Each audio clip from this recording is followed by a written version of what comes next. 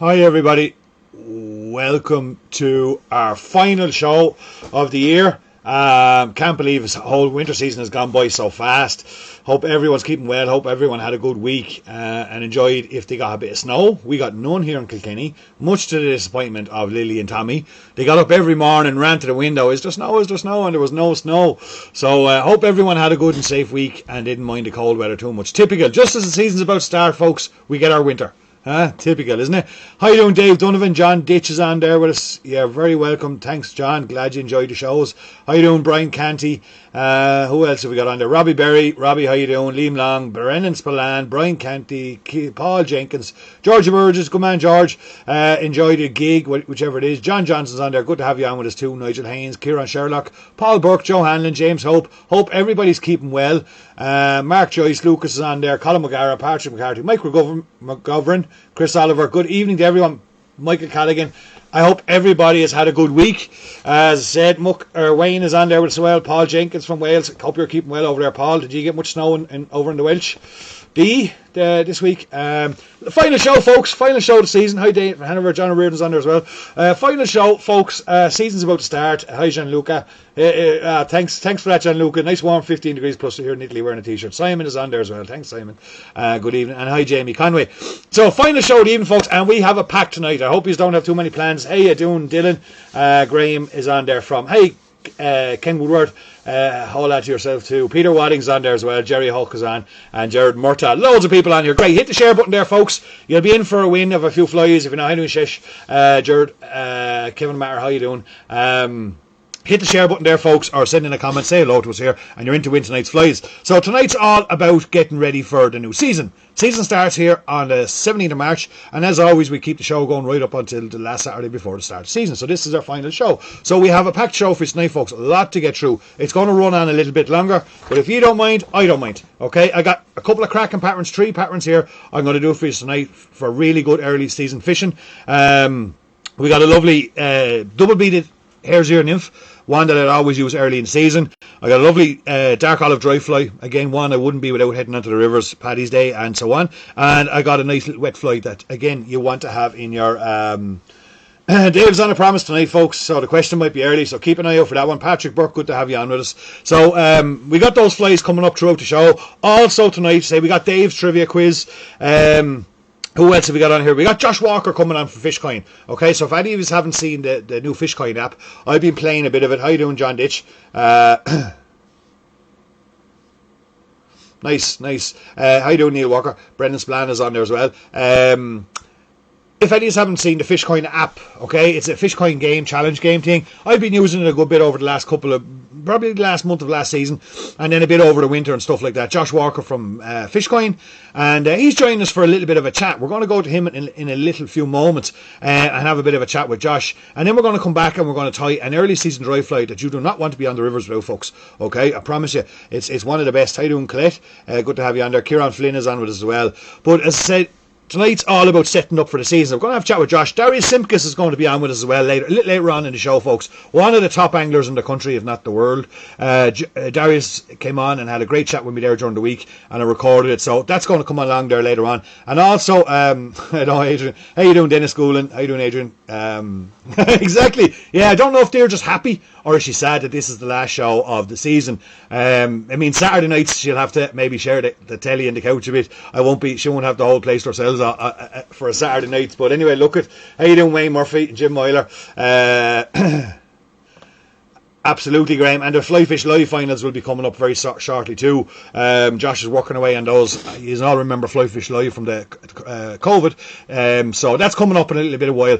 But Darius Simpkins on for a little bit. And then I was asked an awful lot about showing setups and different things like that. So what I did today, I made a video for you today about all my setup for the start of the season. Okay, so I go through my entire kit bag, go through what stuff I'm using. Also, how you doing, Jerry Carby? There was also a few people who were asking me about waders and wader repair. How do we fix holes? How do we find holes? So we did a little bit of a video on that. So that's coming up in a little bit later on, seeing how I get ready for the season coming, the kind of stuff I have in my kit bag, not just my chest bag, but my entire kit bag. Give you a bit of an insight into what I carry with me on a daily basis when I'm on the river. Once Paddy days come, I will probably be on the river up to 7 days a week. At some stage of each day, I will get to... no problem, Dennis. Thanks a million for the business. Really appreciate it. You're well, no problem, Graham. Connor Cagney's on there as well. Hope you're, they're not too bad. Hope your family's keeping well as well. They're very high, James. The Nor is very high. How you doing, Ken Dubby? The Nor is very high, James. It doesn't look like we'll get on the Nor on St. Patrick's Day. I wouldn't say. I wouldn't imagine. I'd say it could be probably early April. Normally, I wouldn't hit the Nor till early April anyway. But we're going to keep going now, folks. Go on, John. John said he tested a new dry fly. The fly has been floating in a couple of water for the last 2 weeks. Thanks, John. That's good. How you doing, Brendan O'Hara? Davey Rennick's on there. Tim Williams. Great to have so many people on. Right, folks, we're going to head over. We got a packed show tonight. It's going to go on a little bit longer. We're going to have a bit of crack as well, folks. All right, so sit back, make yourselves a hot cup of tea, put your feet up, and we're going to head over and have a little chat with Mr. Josh Walker for a few minutes, who's going to enlighten us all about the Fishcoin app. Something to look forward to for this season, to get on that Fishcoin app. Download the app. It's a free download. And you can play some cool fishing games on there while you're actually fishing. Earn some fish coins, and you can trade those fish coins in for fishing tackle here in Pescari Fly as well. So have a listen to Josh there, and I'll be back in a few moments' time. Definitely one of the best early season dry flies ever tied. Okay, see you in a moment.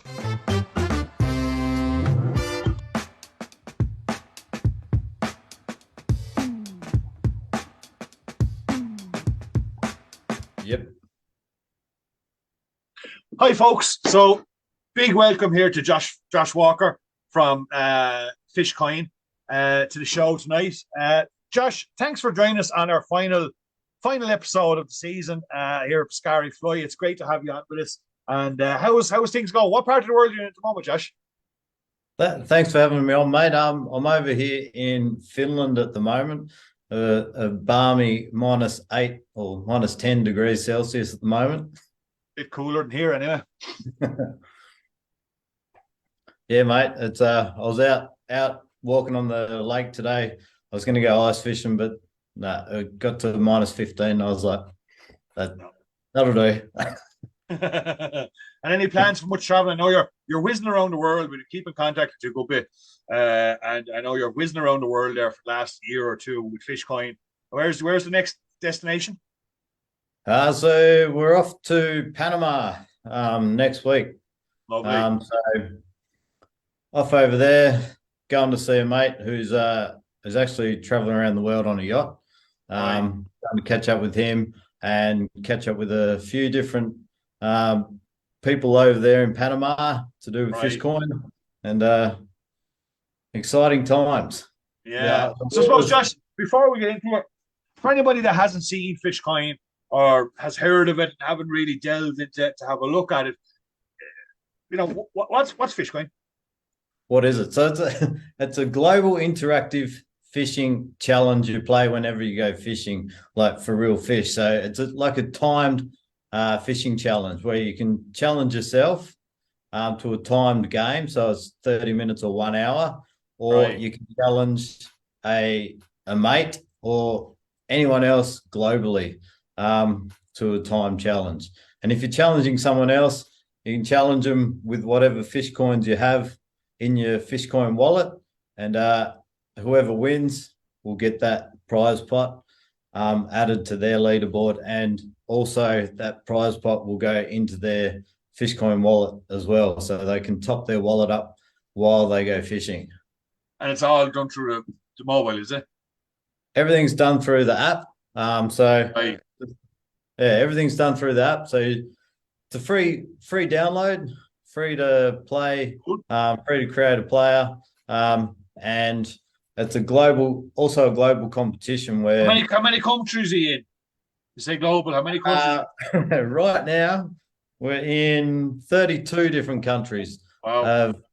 Have signed up to the app, so it's going to be, well, at the end of our Fishcoin year. We have a Fishcoin year, so it's not. Right. It's not a normal year. It's not from January 1st to the end of December. It's when we launched 21st September until the 20th September is our Fishcoin year. And at the end of our Fishcoin year, we take the top 10 on the leaderboard in every country that's involved. The top 10 with the most fish coins will be invited to our world final. So every year we're going to have a Fishcoin app world final. Awesome. And there'll be a country, there'll be a team world champion as well as an individual world champion. And our first world championships will be held in Florida Wow, in the USA. Yeah. awesome. Jeez, that sounds interesting. Oh, Certainly sounds mate. appealing anyway. And yeah, sounds awesome. Josh, where did it come from? Where did the idea come from? How long have you been working on fish coin? And what's the drive behind it, I suppose, you know? Yeah. So, but basically, mate, I'm from Tasmania, Australia. I've Right. uh, I've had this idea on fishing competitions like globally and stuff for quite some time now. I think it's 10, 12 years or something like that. Um, we've tried out a few different fishing competitions back in Tasmania and sort of worked on those ideas. And then back in 2018, we basically worked out that it's going to be an app. It's got to be Yeah. an app to make it global. And so we've been working on it since October 2018. Now we've got a patent pending on it, which has done all the hard groundwork to get the protection on it. Then we've got the trademark also. And then now it's built. Everything, when we first launched, there's a few niggly things and everything. There's a few little niggly bugs and stuff that we had to iron out once it You're always once going it to get went that with live. something new, though, aren't you? Always going to get out with something new. And this was our first app that we built. And so now as of the 14th of February, I think it was my Valentine's present, but but everything's ironed out, running smoothly. The vendor partner stuff is all running smoothly, and we are ready to kick goals. Get going. Get going. Of course, the seasons are opening up here shortly over in Europe. The Europe cold weather is and the leaving, and Europe USA. is uh, ready to open up. Yeah, So you're expecting a big surge kind of in activity now. I know I'm on the Fishcoin app, folks. I was one of the first people to sign up. And yeah, as Josh said, the first couple of months and call a spade, it was it was in the development stages, but it certainly has improved to no end since then. And it's a fantastic app. I even managed to take a nice chunk of change off of Josh there when he was in Ireland recently. I'll have to give you another we crack at won't that, we Josh. won't talk we won't talk about that one, will we? You can have another crack at that when you come back to Ireland the next time. I'll give you a rematch for those a few coins I took off it. But it is great crack. That's the whole thing. I see in the background there. Bring on the banter, and that's kind of excuse me, the ethos kind of whole thing is generating that bit of not even competition, but that bit of banter, that bit of fun that sometimes is not in fishing. Like. So that's one of the big reasons we brought out this app was like I used to go fishing with mates and stuff, and it'd always be who catches a bigger fish, who catch more fish, and now this is the perfect tool to put your money where your mouth is, basically. So you can let the app do everything, Yeah. and then there's none of this, oh no, that wasn't right, blah blah blah. So yeah, that's one of the best things about the app. And with the leaderboard and stuff, if you're into competitions, with the leaderboard goes by how many fish coins you collect, not how many fish you catch. So Okay. Yes. So see. Yeah. Yeah. I know what you mean. I could play in you, Pete, like we did over there in Ireland that you beat me. And we only caught a couple of fish That's per all. game, Yeah. but we put like 1,500 fish coins on it. We Or did. I think you put 2,000. I think you put over 2,000 on one game. You thought you were being very brave there. I think I think the last one was, and you got that last fish within last 5-10 minutes of that game. That's right. Yeah, yeah. We were tied up to that stage. So it was good crack. I must admit, I did enjoy it. It was a cold day that day, but that brought a bit of fun to it. So other than kind of that, what else what else is associated with fish coin? I know you were talking about vendor partners there and stuff like that. Yeah, so now when you go out fishing, fishing's a fun sport. When you go out fishing, you catch fish. A lot of people take photos for social media and stuff like that and let them go, and that's awesome. That like we're promoting catch and release, and the Yes. reason within this app is now you get a value for that fish that you just Okay. caught and released, but you still get a value. Once you take that photo, you get fish coins worth, and then you can go shopping with our vendor partners. So we've got the great Piscari fly on board with us. Yeah, we're on So, board, folks. You can cash in um, your fish coins right here in Piscari Fly. Imagine that. Yeah. so so basically Piscari fly, you guys have offered 5, 10, and 15 euro coupons. So those coupons you can purchase if you hit the shopping cart, but you got to have enough fish coins to purchase those coupons. Then head on over to Pete and buy away. Yeah, So super. we have Adair Springs over there in Ireland as well, Mm-hmm. actually. So if you're heading down to Ned's, catch a monster down there. Make sure you use your fish coins down there, down at Ned's place. And speaking of Neds, you're coming over, Josh, for the Irish Spring Angling Fair again this year? Yeah, I'll be over there, mate. I'll be over there and giving a few presentations. So Excellent. So if looking anybody's got forward any to that. questions, folks, or want to find out more about the Fishcoin app, do make sure you come down to Adair Springs. Josh will be on hand. He'll be going around. He'll be putting some coin in some people's wallets, and he'll be showing us all how to use it efficiently and effectively and the benefits of it all. So yeah, that'd be Can, brilliant. Yeah. can we get someone to challenge Mr. Peter Driver? Maybe you could try. Maybe you could. Maybe someone could. I might take on Andrew Sloan. Andrew Sloan is sitting on top of that leaderboard. I'm not sure if you're watching tonight, Andrew, but yeah, the season's open up here in Patrick's Day, so I might try. And I see he's been clocking up more coins already. I was Um, last weekend actually. Last weekend he got out and he's clocking up more fish coins. So I think a lot is going to change on that leaderboard after St. Patrick's Day. Probably the long weekend. That Saturday and Sunday, folks, watch out that leaderboard. There could be an awful lot of action going on once all the rivers in Ireland are open and the rest of us can actually get onto a river with a bit of time to challenge, to throw a few challenges. But no, that sounds. That's the thing, like, people can challenge you, and it's a bit of fun. It's a bit of crack. And there's obviously, if you want to take it more serious, there is a World Finals. There is opportunity there to trade your coin in for tackle and stuff as well. So it sounds good. So where's next for Fishcoin and Josh Walker? I know you're going to pan, but what's the keep pushing the app, keep getting people playing it.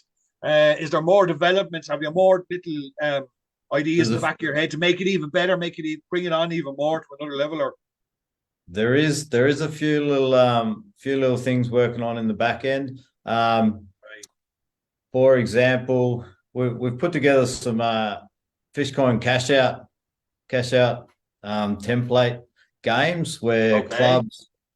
clubs or just anyone, if they want to run a group competition at the moment with the app, this will show them different sort of fun games and the way they can run it So through clubs the could run one of their club competitions through the app in catch and yeah. release. So there's no scorecards. The app will do everything for them. It'll calculate everything for them, and it's simple, easy Exactly. peasy.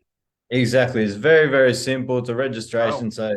So it's super simple. People will just come, show their profile. They write down how many fish coins they're on. End of the day, tournament, whatever they're running, they come back, show their profile. That's how many fish coins they won. And it's a super easy logistical thing to do. But we do have in the future coming group games Okay. where you'll be able to set up group games, give everyone a code, That'll be they'll come yeah, into the yeah, game yeah. and so on. So the next step for Fishcoin, now over the winter, we've had the winter now over here in Europe, and a lot of water's been closed. Same in the US. So Yep. the big push is US and Europe between now and September, and Canada. Okay. Yeah. Yeah, so that's where we're heading. Right. So there's going to be a lot of going on for Josh Walker and Fishcoin over the next 9 months. Oh, mate, I'm gonna be a happy man when I can just go and sit down on the couch and do nothing.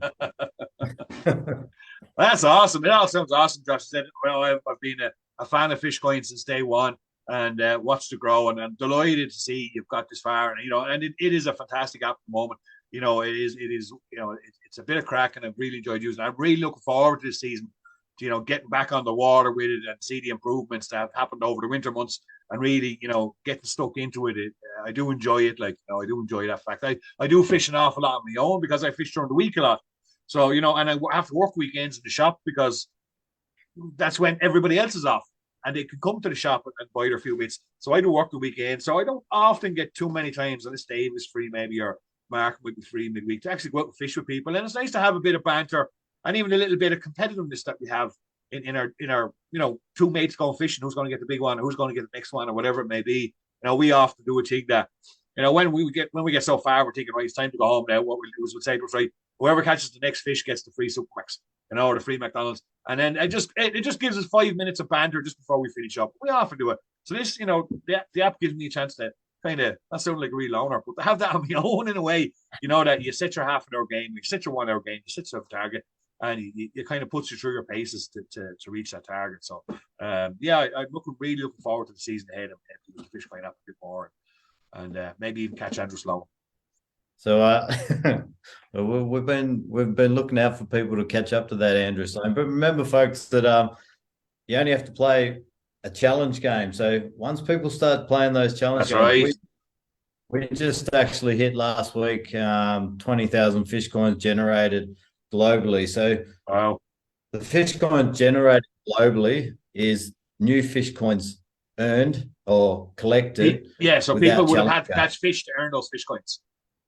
Yeah, so we just hit 20,000 fish coins. But challenge games, we've already got those fish coins because we're challenging each other. Right. So the best way to get up that leaderboard, let's talk about Andrew Sloan again. If you send him a challenge. Sorry, Andrew, if you're watching, we're not picking on you. It's just when you're at the top, there's nowhere else for you to go, only down. So we're not picking any at all, Andrew. You're doing great up there. But I'll tell you what, I did see him play about 3 or 4 games last weekend, and in total, he probably clocked up around 80 fish. Wow, roughly. So he had a good day out. Look, at Andrew's one of the best in the country. We all know it. He's a phenomenal angler.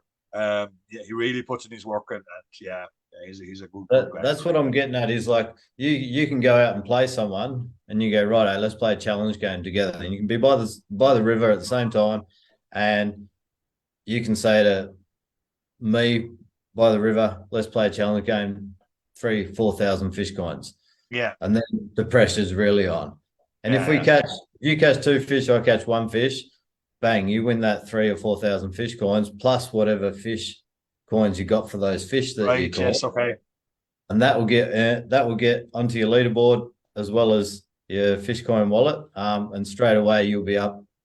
At the moment, I'm not sure how many in front Andrew is, but I think it's a couple of thousand. But one game could change. One game, that's all it takes. Challenge games, peoples. That's what you need to start playing is the challenge games. There you go.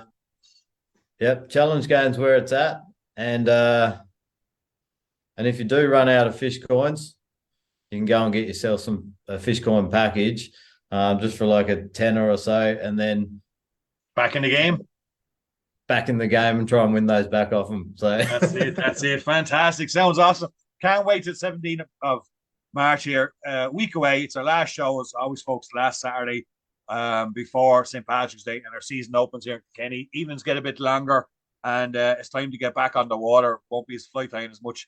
I will still be doing quite a bit, but it'll be just later in the evenings now and later at night. But don't forget, once you get on those rivers after St. Patrick's Day, make sure you get your fish coin app, get it out there, start clocking up some fish coins. Anybody wants to shoot me a challenge, on his come, I'll take his on, no problem. Can I just jump in there with you were saying before that if you can't, you fish during the week is your best time to be able to go. So if you can't fish with your mate at that same time, if you search for them on the map, you can send a mate's request, and if it's a bit like a Facebook friend. So if you send a mate's request and they accept, then you go out during the week and you play a single player game. At the end of that single player game, it'll tell you, do you want to challenge a fishing mate with this score? So then if you want to do that and he can't come fishing or she can't come fishing with you, at the same time, you can send them a challenge with the challenge amount,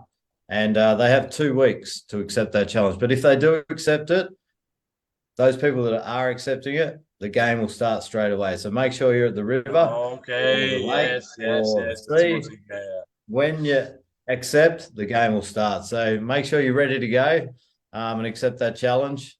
Yeah, so you can Awesome. still fish with your mates when you can't go together. Yep, that's exactly what I meant to. Yeah, sounds fantastic. Brilliant. Well, look at Josh. Can't thank you enough for coming on to the show with us. I know you're over here in Ireland again for the Irish Spring Angling Fair, the 29th and 30th of April this year. Only around the corner, folks. 50 days to go, or 49 days to go.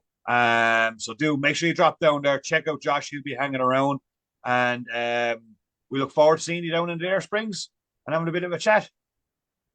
It's gonna be a good time, I think. It's going to be epic. It's going to be epic. Yep. Okay, Josh, look, going to let you go. Thanks a million for joining the show, and we'll keep in touch and talk to you soon. All right, thanks, Pete, for having me.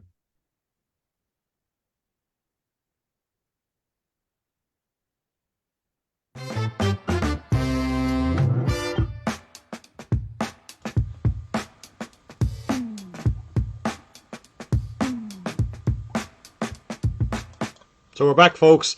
Bit of information there from Josh. All right, about that. About the Fish Coin app, great crack. Yes, Dennis, you can have a go on all types of water, sea fishing, coarse fishing, whatever you want.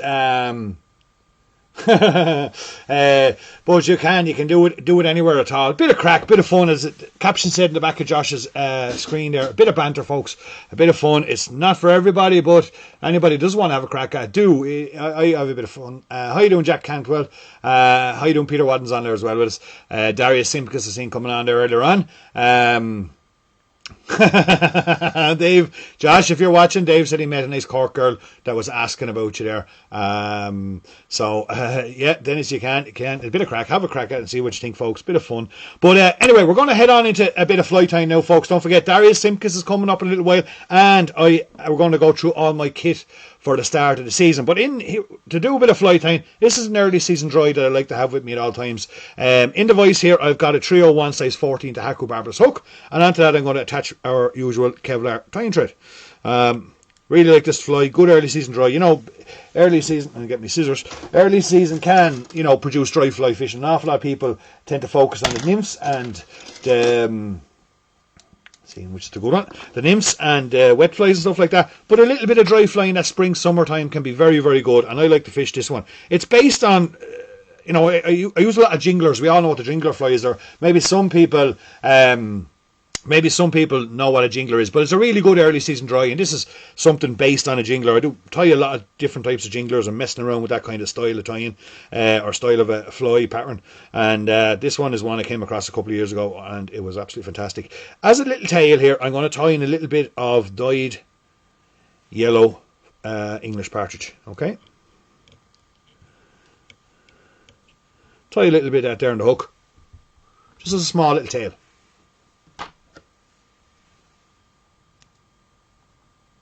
Hi to all our YouTubers, by the way, folks. I hope you are going to enjoy the show tomorrow. This will be up on YouTube tomorrow. And don't forget to hit that share button if you want to be in a chance to win some of these flies from tonight. Now I'm going to put in a little, if I can pick it up here off the table, a little olive strip quill. We're going to tie that in there at the butt of that fly. By the way, folks, thanks everyone for all the feedback last week. I mentioned about this show. I know it's the last show, and I do enjoy them. I need to take that thread back a little bit. I do enjoy doing them. I really do. I do look forward to all week to coming on, having a bit of chat and showing off a few things, and having a bit of a laugh. Dave is there, guys and girls. The question is coming up there soon. Dave is to go away, so keep an eye out for that one. What I'm going to do here is I'm going to get my olive permanent marker, and I'm just going to colour up a bit of this Kevlar thread, because as I wind up, and you'll see why I have to use Kevlar thread for this fly now in a moment, but as I wind up, in case the quill, in case I skip our little piece or a little piece of thread is exposed, I want it to be olive and not white. Okay. Normally if I'm doing an olive quill body or any colour quill body, what I'll actually use is a similar colour thread or a darker thread underneath that, if you do happen not to get an overlap. well then it'll great stuff, Michael. It won't show up quite as bad. So I'm going to take that quill up the body. Be gentle with it. Sometimes these can be a little bit brittle. Sometimes I'll even steep my quills in a little bit of water before tying and have them there just soaking a little bit. It can help them. If you're finding your quills a little brittle, you can give them a little steep before you tie with them, and that'll help soften them up a little bit and stop them from cracking or breaking. But the Polish quills tend to be pretty good, and they don't be quite as brittle as some other types of brands. But if there's a brittle quill, well then all you got to do is give it a little soak and it'll help it cut away that bit of waste. Okay, and we got a lovely little quill body there, as you can see. Okay, nice and simple. Going to put a little bit of resin on that. Got a little bit of this is a little bit of a little tub here, and I have a little, because I was tying a few of these earlier on. I have a little bit of bone dry here. Okay, so the bone dry. I'll lift that bottle downstairs, I think. Thanks, John. John Johnson's on there, so a bit of Nivea is good for it as well.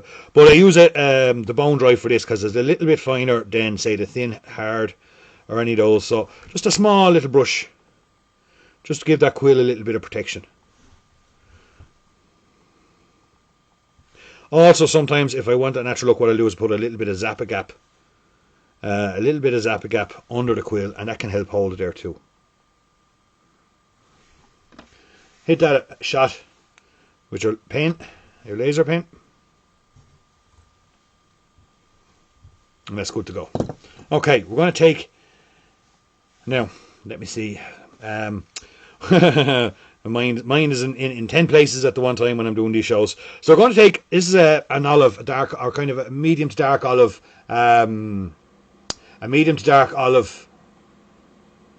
thanks very much, Anthony Brady. A medium to dark olive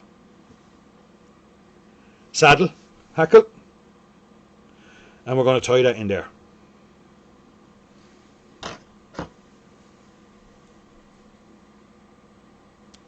Cut away our waist. I'm just going to tie it down the body a little bit. There's quite a decent hackle on this one. And then for a moment, just bring your thread to the front. Okay, actually I need to go back and take that, because if you can see what's happening there, and that's the best thing about live shows, you get to see all the things that might happen to. So because I brought the thread down a little bit too far onto the quill, onto the feather, it actually trapped down some of those initial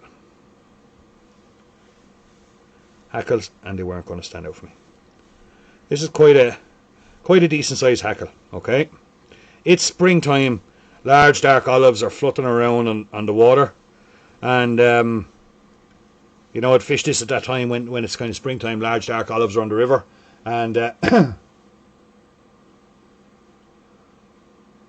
there's no question there, Dave. You might have put it up in the wrong stream, Dave, did you? Or on one of the wrong pages, not directly on the Piscari Fly stream, the main stream. Just check which stream you're on, Dave. A lot of people aren't seeing the question. So once I've got that tied in, tie it off. But anyway, these are for the large dark olives. I'm going to bring my thread back down through that hackle, okay? Bring it on back down through the hackle and get back on there to just at the very start of the where the hackle starts off the quill body.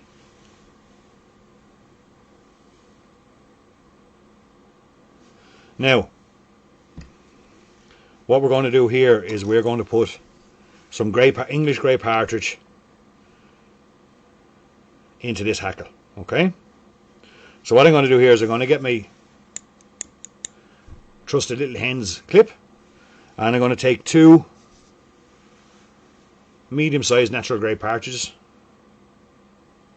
And now Dave is asking a question, or something's going on there. I can't really see a lot of what's in the comments. So he sacked the final night. He might put it up. See, it streams across many different channels, so he could have put it up. He could have put it up on something, one of maybe onto my personal one or wherever it's been streamed to. But anyway, so what we're going to do, I'm going to carry on with the flight time, and we won't worry about that. So what I'm going to do is I've got 2 of them here just lined up, okay? And what I'm going to do here is I'm going to pinch, not the full way into the stem. We got to straighten them up now a little bit. Hang on there.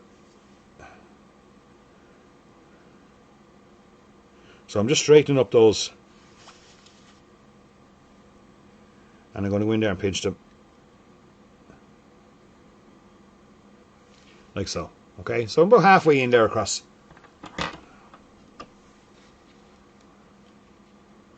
And then trim them off. Just leaving a couple of mil sticking out of my, as you can see, a couple of mil sticking out there.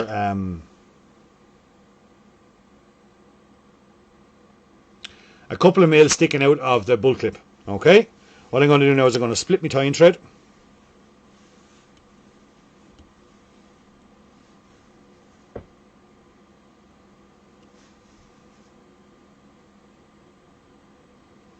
Just massage that out there, just because I had the marker on it, just brings it in a bit tighter. Plus the light here is not the best, because I have to have the light and dark in order to have you guys and girls be able to see it a little bit clearer.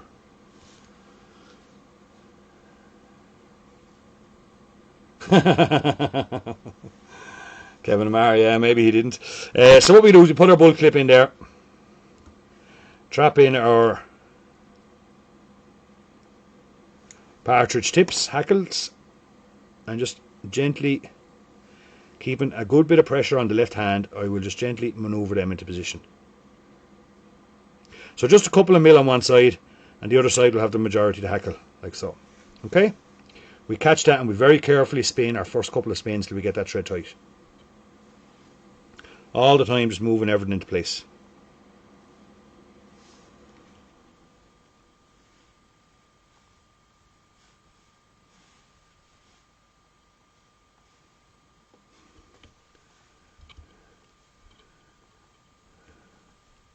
So as you know, a jingler would have been, we would have put, say, excuse me, a jingler we would have put partridge hackle on the front of that particular fly there.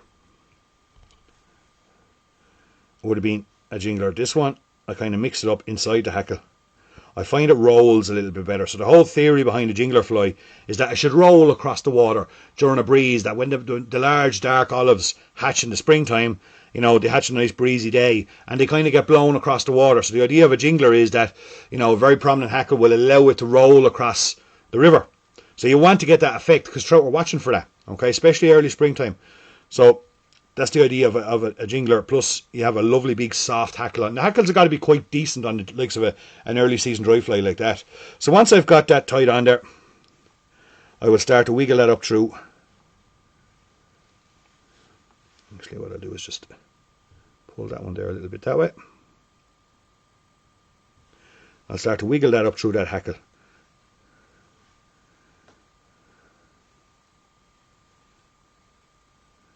Just like so. Catch them back and tie them off with the back end.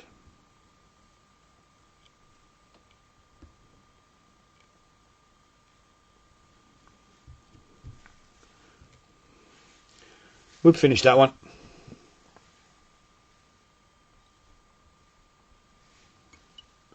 Not a complicated tie, just take your time doing it. But I have found that to be absolutely super effective in the spring. That small little space there now to get that. Whip finish in there. Whip finish.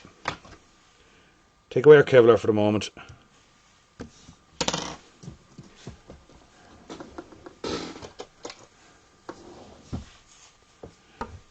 Very simple little fly, not a massive complicated fly, but an absolute beauty. That thing will roll across the river with those lovely little bits of partridge in the middle there. Will roll across the river there, and those springtime hungry trout will absolutely devour that thing. You don't want it too straight too. You want that hackle fairly bushy and bulky up there at the top. It'll flow quite well, but say, you know, it's designed to roll around on the river. That's the idea, and that's why I make it so dense. You can see it there now. You make it so dense, but that thing will roll, and it's so important you get that effect, that rolling effect. So when I put it up across the river, especially on a windy day, thanks Paul, thanks Peter, thanks Kevin, especially on a windy day, and you got to tie them in 14s. I'd even tie them up to 12s, and I'd even have a couple of 10s in the box for early season dry fly fishing. On a windy day, you put that up and along a flat, and across the stream or whatever, and let it roll, let it drag around, and that's exactly what the trout are waiting for, and they'll absolutely smash that. You'll get a lot of fish. I find it a great fly for that was a 14, Robbie. I find it a great fly for bringing fish on the blind. Okay, or even what I actually did. You know what I'd done one time, and I was absolutely brilliant, and I really got so many fish doing it. I actually had a little. What I did was I put a large size 10 jingler on the dropper, on a very light dropper. Thanks, Aaron. On a very light dropper, and about maybe a foot behind it, I tied in a size 20 micro nymph. Okay, with no bead, just a little bit of lead in it, just enough to get it down under the surface. And I fished the jingler across flats and windy days. And the amount of fish I'd get on the jingler, but the amount of all the other fish I picked up in the little hare's ear, and you wouldn't even see a rise. It'd be just under the surface and be dragged along by the jingler. But the jingler would get the attention of the trout, because the trout were watching.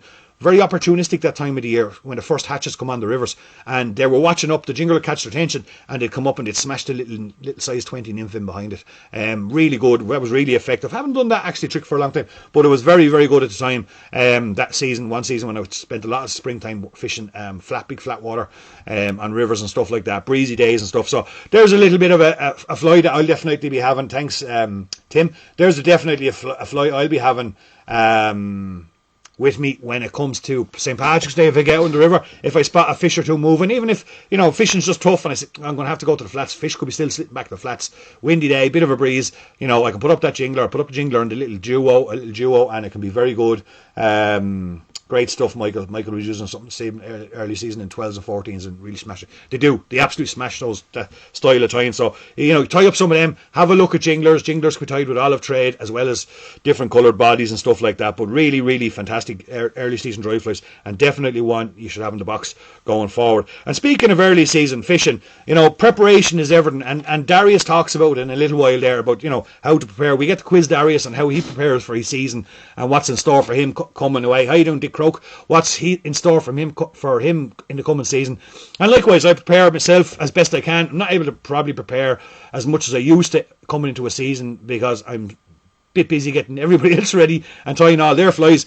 But I do spend a little bit of time getting my gear together this time of the year. And I made a little video for you earlier on. A lot of people asking me over the last couple of weeks and months, and I'm trying to squeeze as much as I can at the last couple of shows, is that no, Jonathan, I wouldn't tie it onto the shank of the dry. I would, thanks Mark, I wouldn't tie it onto the shank of the fly, Jonathan. What I would do is tie it on a dropper. Let that on a dropper. I'd be only using 0.10 in diameter tippet. Tie the jingler fly onto the dropper, and then have that small little nymph, only about 12 inches behind it. You don't need to be far. That time of the year, the water's high, heavy, coloured. Trout won't be that fussy that time of the year, I find. And the little nymph behind it can really get some, thanks Niall, the little nymph behind it can really pick up some fabulous trout in water. But anyway, so I made a video. People were asking me what setups and what kind of stuff and blah blah do I use for the rivers. There was also a few people asking me questions about wader repair and wader maintenance. So at the start of the video, I talked a little bit about my waders and how I repair the waders, fix the holes, and how I maintain them and try to keep them for as long as I can without them getting destroyed before I pick up a new pair. And went through my kit bag. So enjoy this, folks. Hope you find some interesting information on it. I'll be back in a little while. We got a cracking nymph coming up, and we have probably one of the best early season wet flies ever. There was no name on that that particular fly. It is an imitation of a jingler fly, but how you doing, Sean? It's an imitation of a jingler fly, so it's just a variation to a jingler, I suppose. There's no real name on that particular style of fly. So here we go, folks. Enjoy this. I'll see you back here in a few moments. I hope you all pick up a few little tips along the way through this video. Thanks for watching.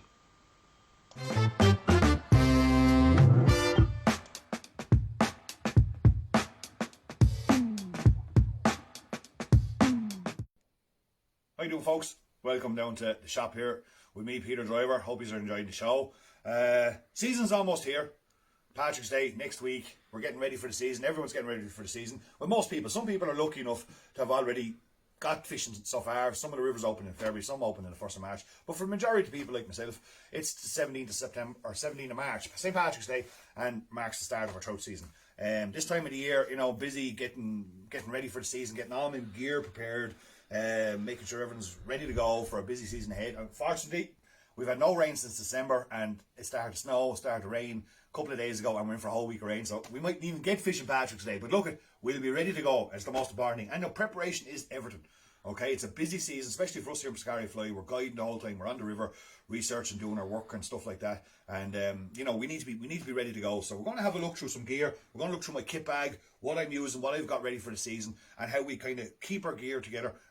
Excuse me, how we keep our gear together and get everything ready for season. We're going to start with, I think, every fisherman's curse: waders. Goddamn waders. They're a nightmare. Okay, whether you buy high-end brands or lower-end brands, they leak. And they always leak. Some of them is self-inflicted. Some is just accidental. Some is just because you didn't look after them properly or whatever. So I'm going to do a little bit of talking about our waders. Okay, for me, this is my waders. I use the Traper Yukon Greys. Find them great waders. Been wearing them for the last couple of seasons. They're great. They're not expensive. Okay, they're not the high-end brands that cost crazy money. I don't go into that kind of commercialization crack. Okay, I keep it simple. I buy, you know, reasonable waders. I get 1-2 seasons of them. Don't forget, folks, I fish 7 days a week. I'm on the river from St. Patrick's Day right through to the end of September, 7 days a week, and these are the waders I wear. I find them fantastic. Okay, if I get 2 seasons out of them, that's fine. Okay, I'm happy with them. Now let's just say when I'm finished fishing is very important. Okay, so we're looking at the waders here now. Let's say I've gone fishing, came back to the house, they've been in the back of the car, and when I get back, okay, you want to hang them up. Okay, if I'm hanging them up, I hang them up.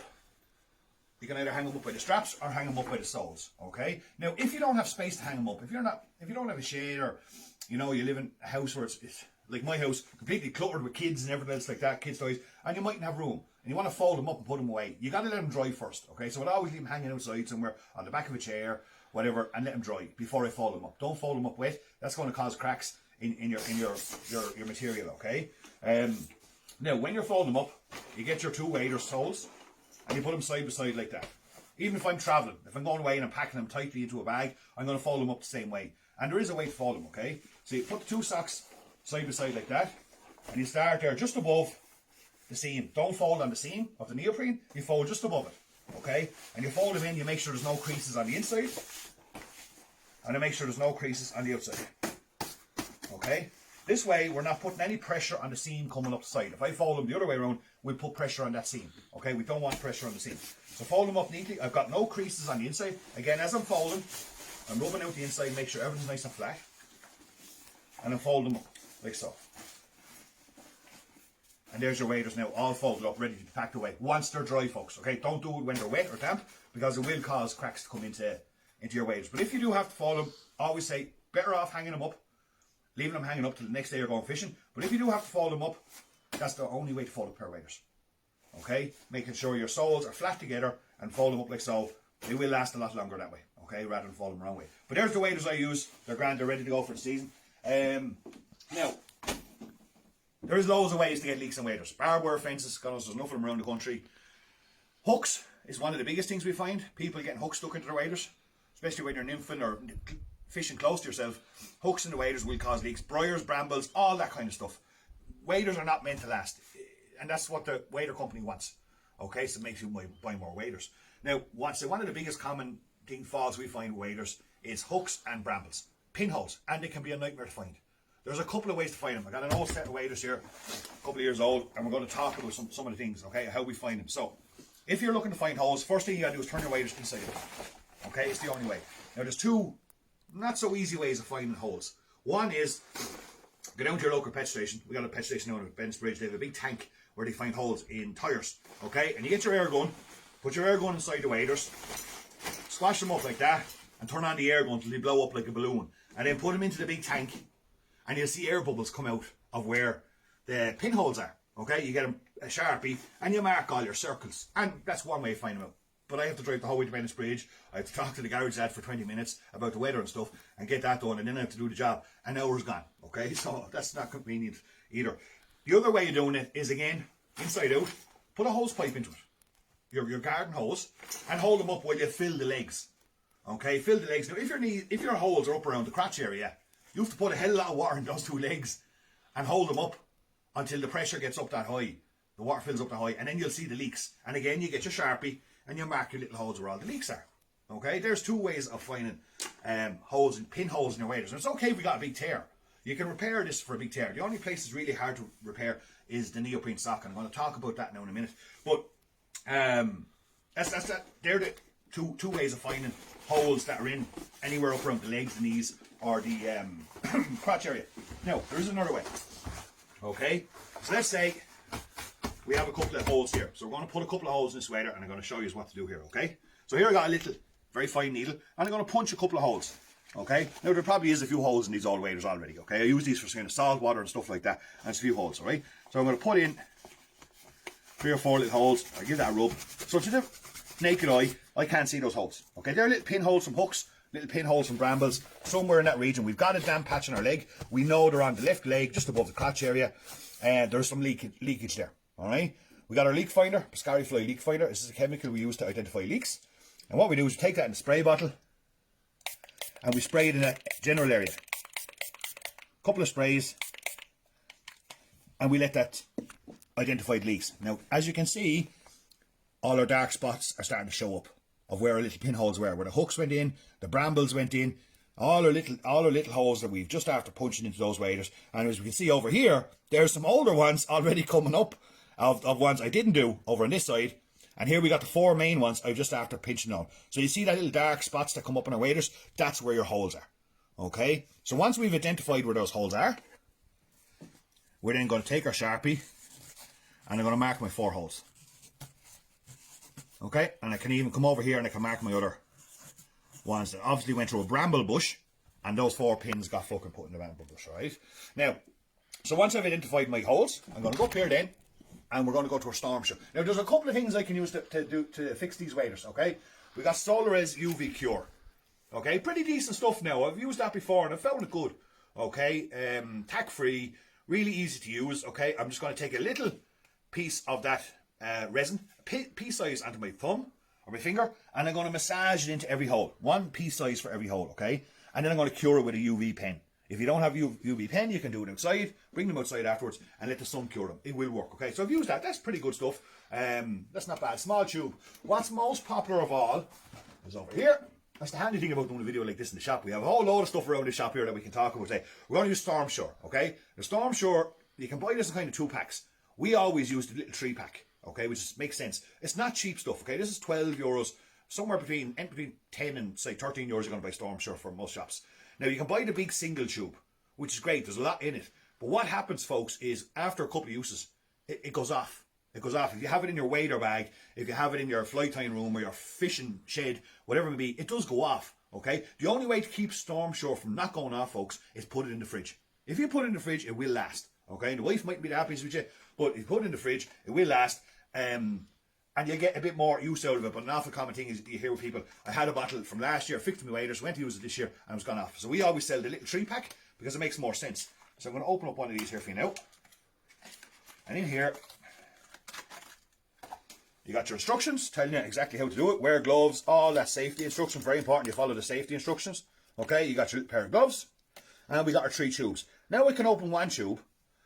Use a bit of that 1 tube, put that little small tube in the fridge, maybe get a couple of sessions over, but I still have 2 brand new tubes that haven't been used, so I'm going to get longer use for my book, okay? We're always kind of keen on that, alright? You know, getting more use of our money, okay? You open it up, take your little cap, pop, and there we go, we're ready to go, okay? And exactly what I said I'd do before, I put a little pea size on top of my finger, I bring it down, and I put pressure and massage it into the hole. So I'm really massaging it in there now into that whole area of where that little pinhole is. And keep massaging it in until it's well inside the material. Okay, that's our first piece. Now if I'm repairing a very large hole, I will have a piece of telephone paper between the 2 sets of waders. Okay, so the Storm Shore doesn't go through the wader into the other layer and stick the 2 layers together. On a pinhole size, I don't need that. But if I am doing a bit of grease-proof paper, I'll do as well, folks, as telephone paper.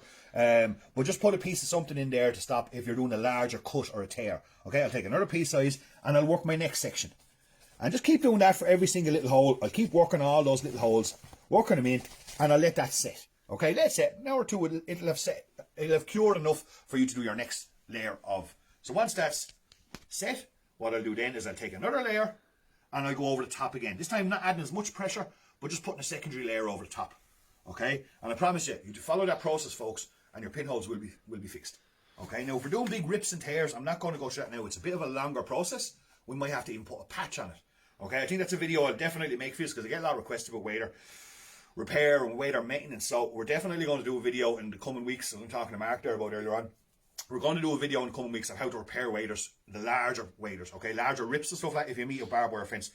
But that's a simple process of how to find your pinholes, how to repair them properly, and you're good to go fishing, okay? Very important, check your waders. Nothing worse than going out St. Patrick's Day and going down to the river, after taking out the waders that have been hanging up in the shade or folded away properly all winter. Go down the river, after 10 minutes, you got a wet leg and the cold is setting in and your season's off to a bad start already. Nothing worse, okay? You can put away your Storm Shore now and put it in the fridge. Your 2 full bottles that you haven't opened, you can stuff them up into the fly tying disc or your fishing room or wherever you may be, and you're good to go for another bit till you meet the first brambles or the first hooks come into hands are all nice and sticky now.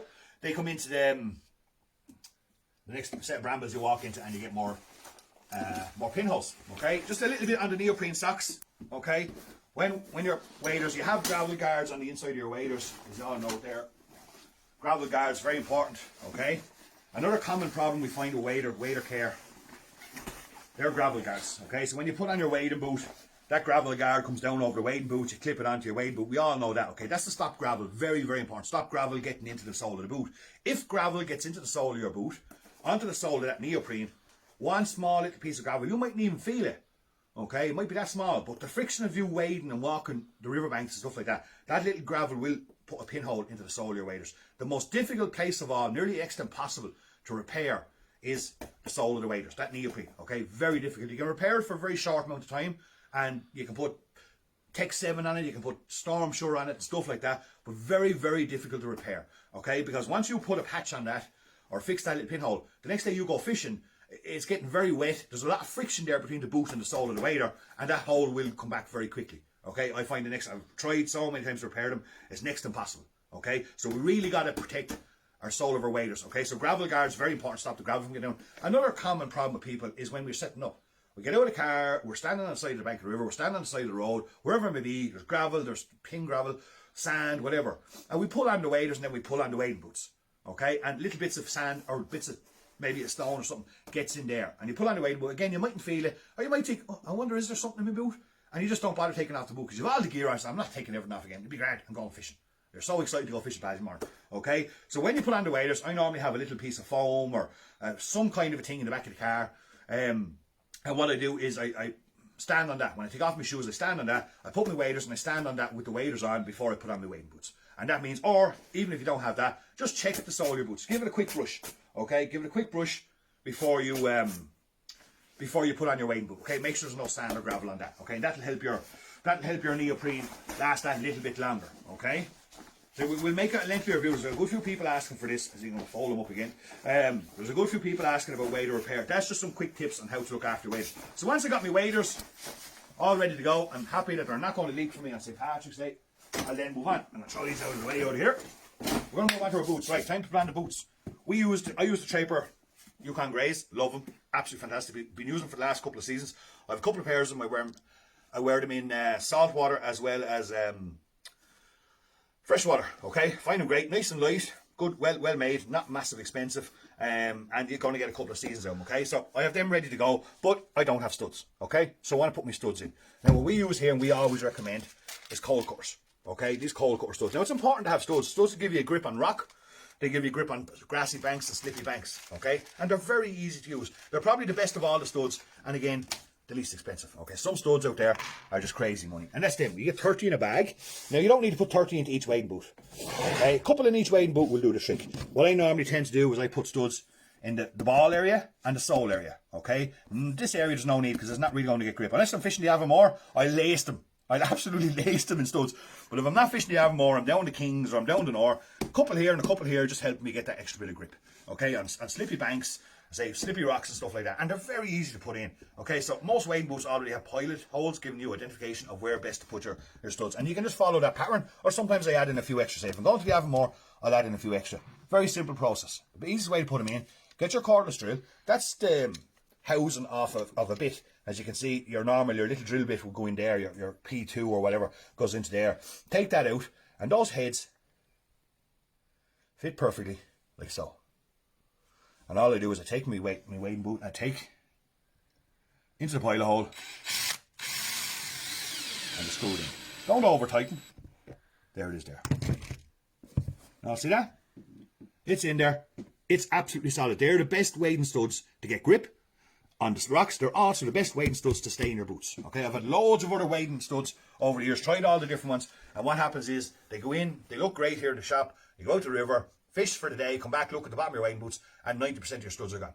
Alright? But the cold cutters are the best. Alright? We use them all the time, we use them for years. Say we fish the Avermorla, and there's one thing we know about with slippy rivers, and the cold cutters are the best for getting the traction. Alright? So once you have your wading boots done, you're good to go. Alright? Make sure you always have a spare set of laces. Laces are one of the first things to go in wading boots, folks. I'd always have a spare set of laces in the bag. So I'm going to throw them out over here out of the way, and we're going to move on. Okay? Next thing on the kit that I have to have ready, one of the only things you cannot forget going fishing is the fly rods. So I'm going to go through what I've got here. Going out Paddy's Day, I'll bring a couple of options with me, okay? I got my dry fly. I always use Syndicate. Love Syndicate brand. One of the best brands out there. Fantastic rods. Best warranty. Best rod in the market as far as I'm concerned, okay? I've got my Syndicate, that's the 9.3, that's my dry fly rod, okay? In case I'm going to do a little bit of dry fly, a little bit of dry dropper. More than likely going to go to King's Paddy's Day, so it's a smaller river. 9 foot 3 weight allows me to do an awful lot of fishing in a small river, in tight spots, a little bit of upstream nymphing maybe if I want in a real tight spot. Dry fly, dry dropper, fantastic rod. So I got my 9.3, I got my pipeline 10.2, and I normally have a pipeline 11.2 with me as well, okay? Pipeline, fantastic nymphing rod. Really, it's my go-to rod for everyday fishing. Okay, I got my reevers here. I got my 10 foot 2 weight reever. That's the reever, 10 foot 2 weight. These are really my comp rods. I do fish with them an awful lot as well. Love them. Really highly sensitive. They're the next grade up from the pipeline, but fantastic rods. That's another 10.2 I have there. And then probably my favorite rod of all, my 11 foot 2 weight. Okay, this is 11 foot 2 weight reever. This is my favourite piece of kit. This is my, on the River Nor, this is what I use for everything. Dry fly, dry dropper, Euro nymph and the whole lot. I would use the 11.2 for an awful lot of fishing. Now I'd have the 10.2s with me as well, but I just love this rod. I love that extra bit of reach. Fantastic rod again. I have the fighting butt on it. We have that new handle designed by, that unique handle designed by Syndicate. Super sensitive. This rod is so sensitive, it's ridiculous. You can feel every little bump and hump on it. Feel every fish. An absolute peach of a rod. You got the extra guide down here at the bottom, which helps with keeping everything nice and tight, no slack, sensitive. Really good rod. Love the 11. So I've got a range of rods coming with me. I got 11 foot 2 weights. I got two 10.2 weights, and I have my 9 foot 3 weight. I'm covered. Okay, well covered. Now, look, you don't have to have 4 rods, which at all times, but that's kind of the kit I use out through most of the season. That's the kit I use. That's the range of rods I use most time. If there's something else unique, I might need a smaller rod or a stronger rod. Depends on where I'm fishing, but that's my go-to kit. Most times that will cover me for the entire season. But I always put them back in the sleeve, and they're ready to go. And of course, we all know Syndicate's warranty is that's, you know, if I'm on the river getting ready for a competition, I break one of these rods. Best thing with Syndicate is they'll replace that rod section for me immediately, within the same day. So we actually sell the Syndicates here. We're the Syndicate rep for Europe. And if you break your rod section, you get into your car, you drive to Piscari Fly. I'll have a rod section waiting here for the time you get here, or I'll have it out in a post in the next day. No questions asked. Okay? No other rod company does that warranty. We do. We make sure we get you back on the water as fast as possible. Okay? So really good rods, good value for money, and a fantastic warranty. We've got the rods ready to go. Happy with that. Put them back out of the way, and we'll move on through somewhat the rest of the kit. Alright? Next thing that's outside the bag, doesn't fit in my bag as such. I've got my landing net. Most common landing net I use is the Mavardi competition landing net. Okay, got my handle on there, got my lanyard there. That attaches to my chest pack. We've talked about landing nets before. We'll do another couple of videos on all this stuff, folks. I know I can do an awful lot more talking on, say, waders and nets and stuff like that, but I'm trying to get through a lot tonight, which is so I'm just kind of briefly going through it. Over the coming weeks, we will be doing a lot more in detail, talking about landing nets, how we position our magnets and stuff like that. I always have 2 magnets on my landing net. Okay, I got one here. This one goes up behind my back, up there. So when I'm fishing with the left hand, it's up in behind. It's clicked on with that one. If I'm fishing somewhere like the Nor in shallow water and the fish are coming fast and furious, I've got a second magnet here, and that just clips up on the underside of my chest pack. Okay, so it's there all the time, real quick, real fast, down, up, down, up. Okay, so there we go. That's my 2 magnets positions. We'll talk a bit more of that in the future. I got my marking measures here on the bottom. That's just high-vis duct tape. And that's 20 centimetres, okay? That's if I'm out in a competition, out in the far side of the river, catches fish. It's iffy if it's going to make it. I don't want to track the whole way back across the river to my controller. I look at the measure. If he's anywhere near the full length, It's not going to give me 100% accurate reading, but if he's anywhere near the full length, I'm taking a trip across the river. Measure, okay? Real fine mesh on the bottom, stops the beads from coming through. Very light in the hand. Great land net, okay? We got loads of other land nets here as well. Mesh ones, competition ones, different. No, we got land nets here to suit everyone. So if you want to, and I put an awful lot of emphasis on my land nets to make sure it's exactly how it suits you. So do drop into us here, give us a shout if you're looking for a good land net, and we definitely have the one here to suit you for the river. Okay, we're going to put that aside. All right, let's get the kit bag up here and let's see what we got. Okay, so this team just about ready to go. I have another week to prep. I've been too busy all winter getting everybody else ready for the fishing season. I haven't had a whole lot of time to get myself ready, but I'm nearly there. Okay, this is a kit bag I picked up a couple of years ago. It's not a bad one. It's not bad. Nice simple size bag, fits well in the car. I got the straps and the handles. Okay, got a nice strap there to carry the handles. What I do have, and I do like about it, you got these two wading boot pockets. So there's my wading boot pocket. If I get my wading boot, and they can go in there like that. Wading boot in there like that. Zip it up, one that side, and I can carry a lot of kit in this, okay? I can carry a lot of kit in this. And I'd always have this. If I'm in a tournament, this bag comes to the riverbank with me. If I'm just going out on Paddy's Day for a quick cast, I take my gear over and I go to the river and fish away, okay? Now, organisation is everything. And I haven't opened up this in a while, so we'll have a look at it now and see what it's like. Okay, I got a front pocket here as well. In this pocket, I generally keep stuff that I do need, but I'm not going to need every day, okay? Couple of essentials I have, right? I always have a phone pouch, all right? If I'm going out to the river and it's a wet day like it is today, or I'm going deep wading, I always have a phone pouch. I stick the phone in it and then put it into me chest pack or me jacket or whatever it may be. Phone pouch, saves the phone. Countless times people come back to the shop after we no fishing, and the first thing to say, I should have bought one of them phone patches before I went. It's going to cost me another €200 to buy a new phone because they didn't put the phone in the phone patch, all right? Very important. I got my third hand rod holder. Okay, don't use it all the time. They are convenient, especially if I'm in deep water or I'm doing a bit of change on the bank of the river. And that just clips onto my wading belt. Okay, really handy thing to have. Use it a good bit. Use it a good bit. What else have we got there? Got a buff. There's a buff. All Blacks, New Zealand. Dave Donovan brought me that back from New Zealand 1 year when he was over there in New Zealand. So that's my buff. Okay, one of my buffs. I have a couple. All right, what else have we got in there? Another buff. Okay, this one's got the breathers on it. Very handy. So if I pull it up over my face, I have the holes there to breathe. Okay, handy one on a hot sunny day. These buffs are not just for cold weather, folks. They're for sunny days too, to keep the sun off you. Okay, so they're light ones. They're really, really light. You can pull up over your face to save yourself getting a bad sunburn. I got gloves. Okay, these Traper gloves are fantastic. All right, super gloves. Wear them during the cold weather. I wear them when I'm streamer fishing. Very good for streamer fishing or saltwater fishing. You got the stripping patches there. I'd wear them an awful lot. Again, sunburn. When you're fishing as much as I do 7 days a week, the sunburn on the back of the hands can be a place that you neglect.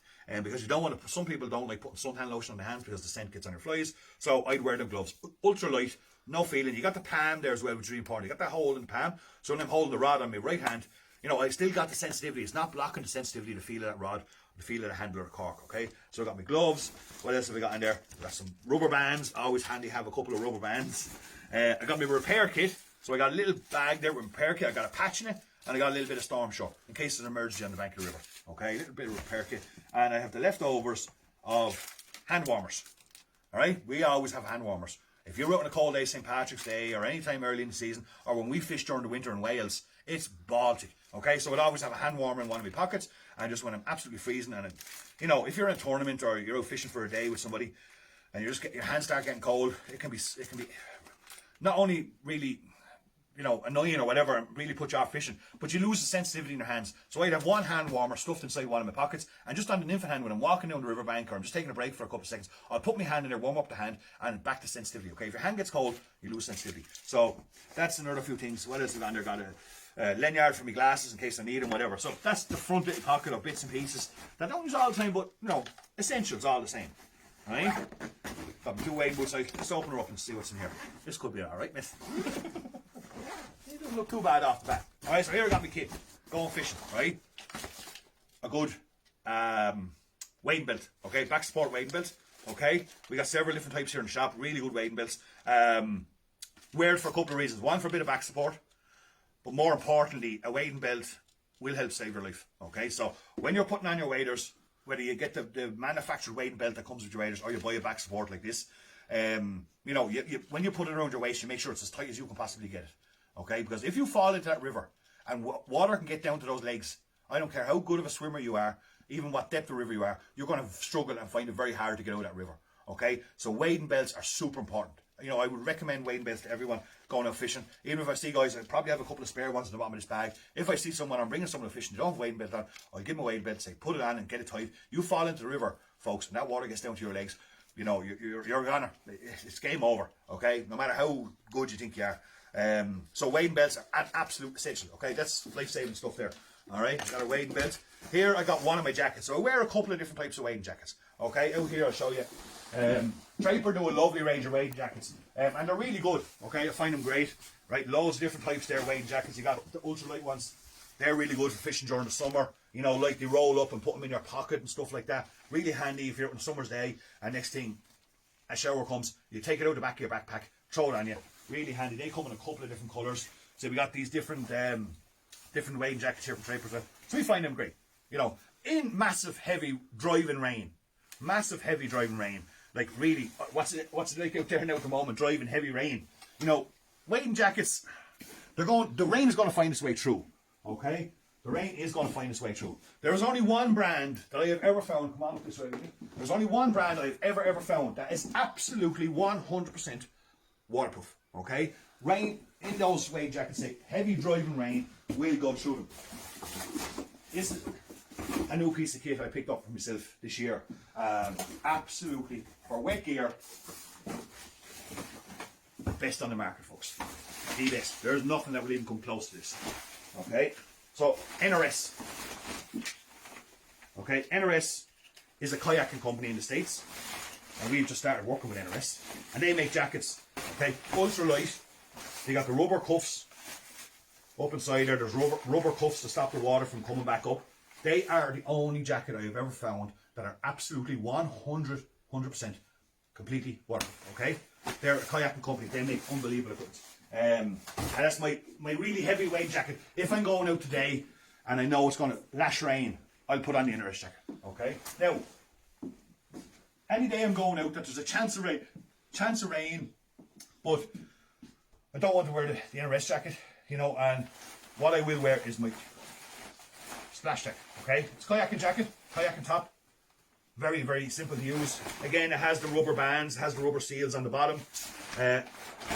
Quite simple to use. Pull it on. Has a hood. Has a front pocket, easy for my phone to go into. And I pull it on over my waders. Now I'm good to go. Alright? You can tighten up your straps to make sure if my hands get in the water, you can see I've got my rubber cuffs on. So if I have to go down and get an nymph out of the river, or take, you know, something out of it, if I get caught in a stick or something, I want to reach down and get it, you know, that rubber cuff will stop the water from coming back up. I got a waterproof pocket in the front, zip. Not 100% completely rainproof because the neck doesn't have the rubber band on it, but I'm not mad about too much tight stuff around my neck. Okay, so you can wear the full kayak jacket, and Mark wears them all the time. They're absolutely fantastic. If I'm fishing in Wales or somewhere, I might wear them. You know, really, really heavy water, where there's a good chance of going to go for a swim. But this is perfect fine. If I fall into the river with my wading belt on now and this on, a little bit of water might get in through the neck, but no water's going to get up my sleeves, and very little water's going to get down my legs. So I can fall in, get up very quickly, and I can fish on. Alright, I don't have to go back to the car to get a change of clothes. So that's me kayak jacket that I wear most of the time. I've got other jackets, say with those ones, and the NRS for the real heavy, especially in the boats, okay, or fishing banks, I wear the NRS. Now, next thing in my bag, we got our chest pack.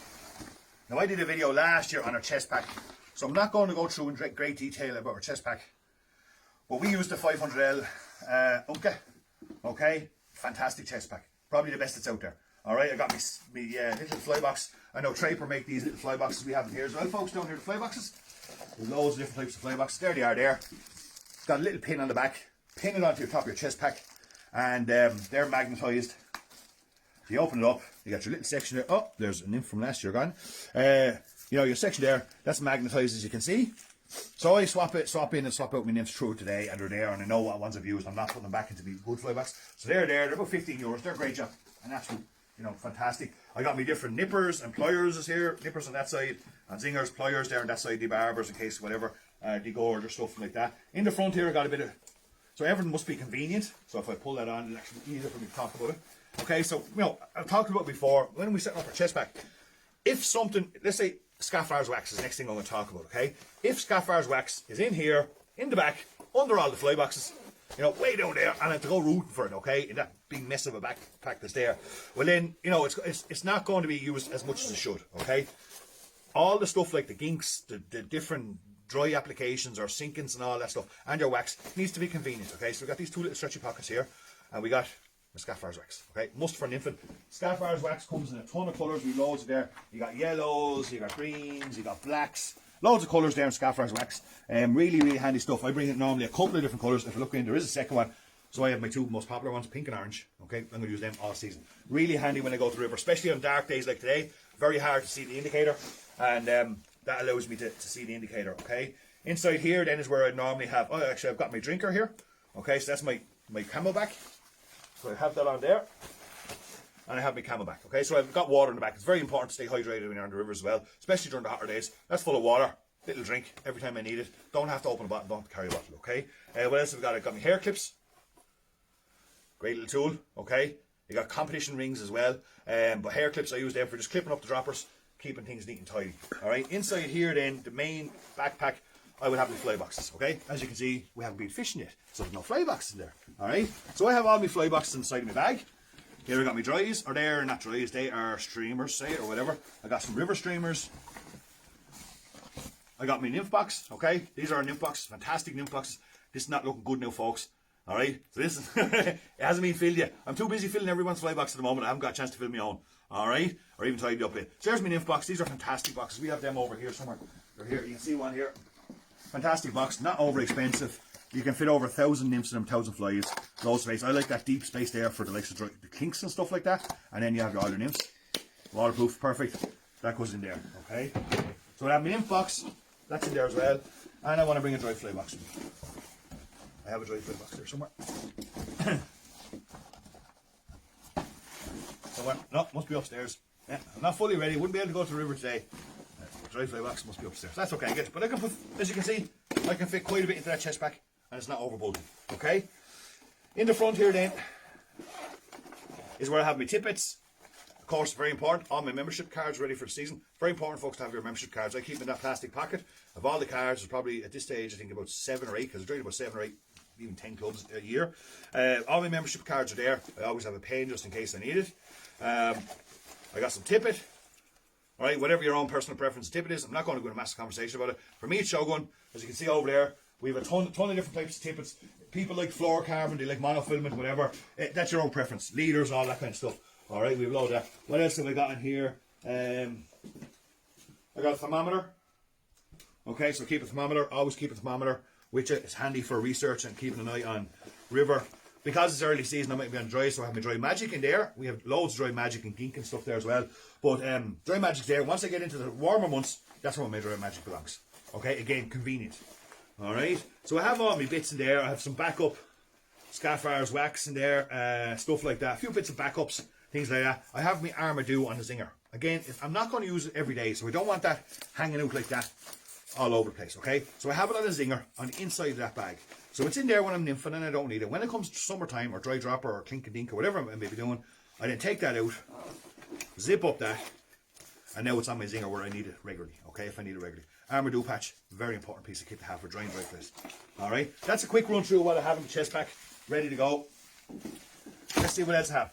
Very important. Knee pads. Knee pads. Some people think they're a bit gimmicky, whatever. I can tell you right now, folks, I find it very hard to go fishing without them, okay? These are made by Impact Soft in Italy. Absolutely essential piece of kit. Okay, we were talking about pinholes and brush holes in our waders earlier on. These will save your waders, okay? For one, they'll save your waders. We put them on, one each leg, just above the knee, to protect the shin.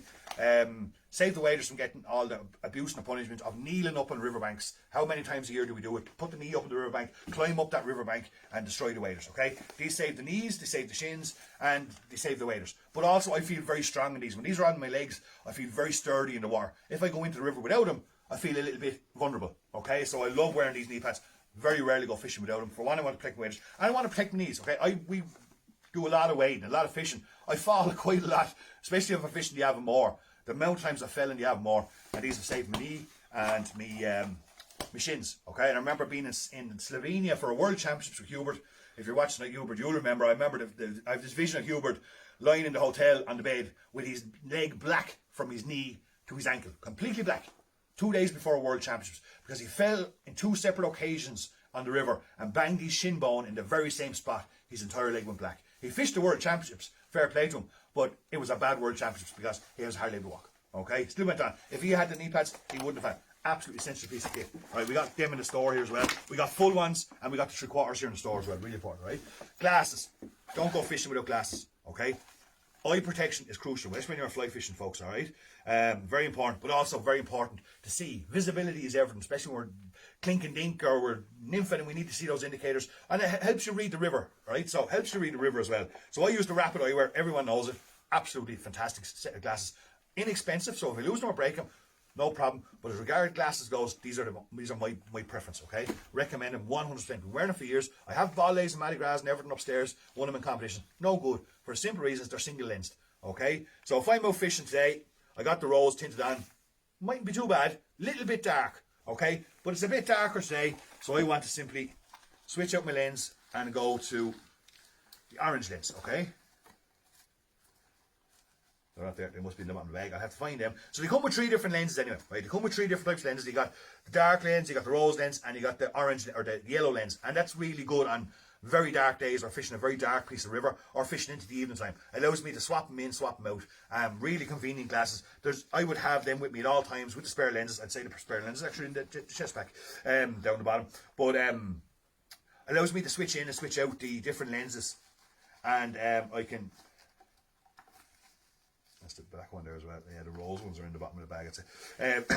But it allows me to switch out the different lenses during the day. If the sun comes out or the sun goes in or I go into a very dark kind of tunneled piece of river, I can switch in, switch out. So they're fantastic. They're only 40 something quid, folks, but they are one of the best Polaroids on the market, without a doubt. Okay, I got my hat, got my DeVoe hat. Always important to wear a hat.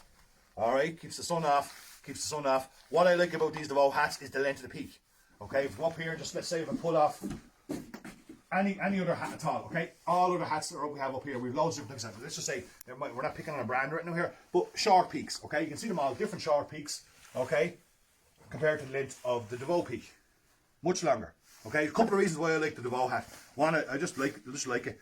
But secondly, it tunnels my vision, okay? It really comes down over my eyes. And I really ball it in like that. So when I'm fishing, it's that tunnel will help you see things much clearer, okay? With a peaked hat, it's just that little bit further back. And it doesn't allow me to tunnel my vision quite as much. So if I'm fishing very small little dry flies in open expanse of water, broken water, it can be very difficult to see those little dries. Especially if I'm fishing very small clinks on maybe a 2mm bead or 1.5mm bead under it. Very hard to see that clink sometimes. And believe it or not, by having a peak and tunneling your vision will help you see that a little bit better. Also, it saves on eye fatigue. Okay, if there's any glare off the water at all or whatever, or off the sun, having a longer peak just does save a little bit of fatigue. Again, competition-based information, but I like the longer peak of my hats. Okay, I've been wearing them all the time. So there's me hat ready to go. So I've got all that ready. Wading staffs, okay? Don't go fishing out. We got some great wading staffs here. That's one I've had that for years, folks. But really good. These are also very good. These are our own wading staffs. I'm going to quickly run through how these work. So wading staff, have it on the hip, sitting on the hip there. Not heavy, okay? You're not going to really feel it. This air one I had a long time, it's a bit bulky and a bit heavy, okay? But I still have it. It does the job. I don't wear it all the time, but anytime I'm going fishing a river that's a bit big, or there's a risk of falling in, or risk of me getting in trouble, well then I'm going to take away the staff with me, okay? Very simple. We'll clip this band, and that comes out, okay? And what you do is you pull down that bar, and it locks in with that pin. Solid as a rock. Lovely cork handle. Have it on now.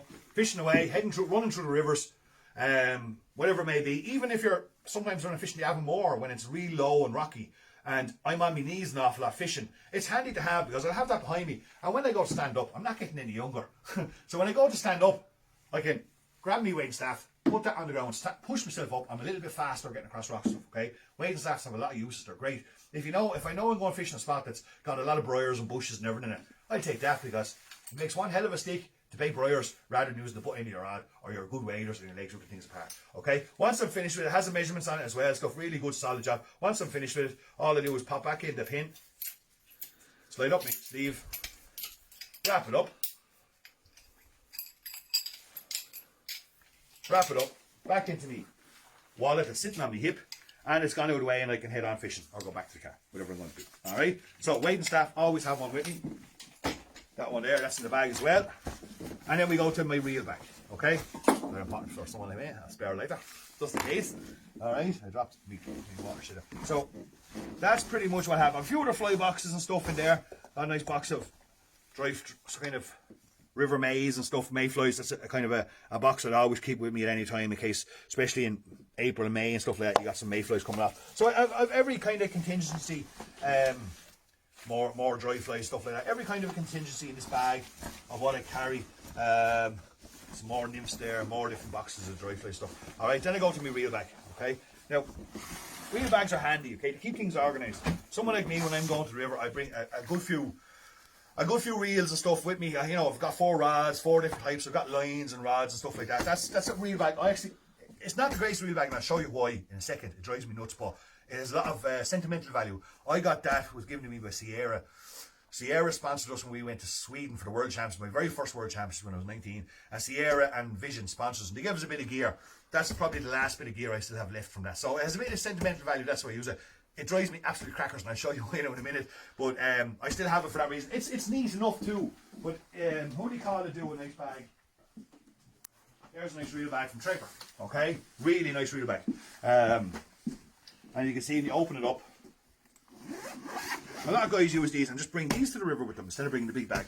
In here you got all your sections, okay? You can have leaders, tippets, indicators, whatever you need in all these sections. Open it up, there's all your sections for reels, more pockets there to use. Super convenient for organising all your gear. You go fishing, you pick up your rods out of the car, you put on all your gear. If you're going to a competition or going to one particular area, you can take that reel bag, bring everything which you have on the bank of the river.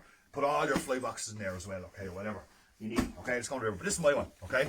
And the reason why this one drives me crackers is because when I open it, it don't stay open. Alright? So it drives me nuts. It keeps closed. I can't, even out to fold it back. It absolutely drives me bananas because in a second the whole thing will come back again, okay? Let's go through some of the kit I have here that I bring with me, essential stuff, alright? Plus all these little bottles and things.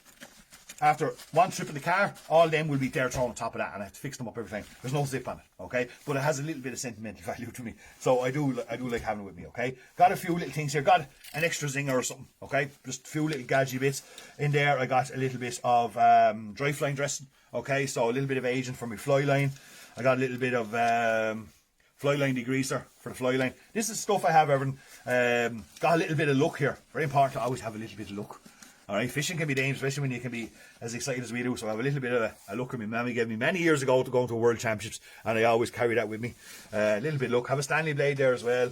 2 leaders, bits and pieces of super glue. Here's an interesting one for you folks. Okay, got some different kinds of mud. I got an extra clip. I got some dry powder, stuff that I can use. This is called cat crap. Yeah, this is called cat crap. Okay, this is very interesting stuff. All right, so. This is for your glasses. That's it there, right? Nice looking tech, right? This is for your glasses. So, you know my glasses can fog up, right? So I'm running to the river on a damp day like that. We're in a competition. You know, you're getting all excited and all hot and bothered, and then the glasses fog up. And then you take the glasses off. What a pain in the backside, okay? What you do is you treat your glasses, your lens, with cat crap. Small bit between the finger and thumb. Massage it in. Do it the day before, whatever. Massage it in. Let it dry onto your glasses, and then buff it off with a piece of tissue paper, and no more fogging. No more fogging will go, okay? Absolute fogging gone for a couple of days. So you want glasses won't fog up. I treat all my glasses with cat crap. You may Google it, folks, to find out where it is. I found that years ago. But absolutely, it's unbelievable. I reckon that kind of counts for at least 2 fish for me every session. Because my glasses never fog up, okay? So I got other bits in there. I got a few different poly leaders, different things here. I got a sharpening stone. I always have a couple of different sharpeners. There's a sharpening stone for hooks. Something, just got more leaders. Got a spare set of studs. Always important in case some studs come out. Leaders, poly leaders, all that kind of stuff in there, up in that section. Then I come into my reels. Okay, I got some tippets. I always carry a full set of spare tippets. So they're always new. They're spares. I always carry a full set with me. In there, I got foam spools. All right, super essential. Okay, I always have a couple of foam spools there. They come in kind of 2 different forms or 3 different forms. You got small ones over here. Nice small foam spools there. You got the big packs, come in 2 colours if you want all white or if you want all coloured. I use the colour ones because, I use one for nymph and one for dry fly, and it allows me to. You've also got the boxes. The box are handy here, more so for lock anglers. You got a box of spools.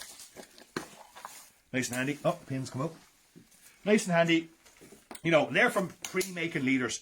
Pre-making. If I'm going out and I know I'm going to be doing a lot of dry dropper today, the night before, I might make up some dry dropper rigs with the flies on them, the whole lot, and I put them onto my foam spools and they're in my chest bag. It allows me to change out very quick. Alright?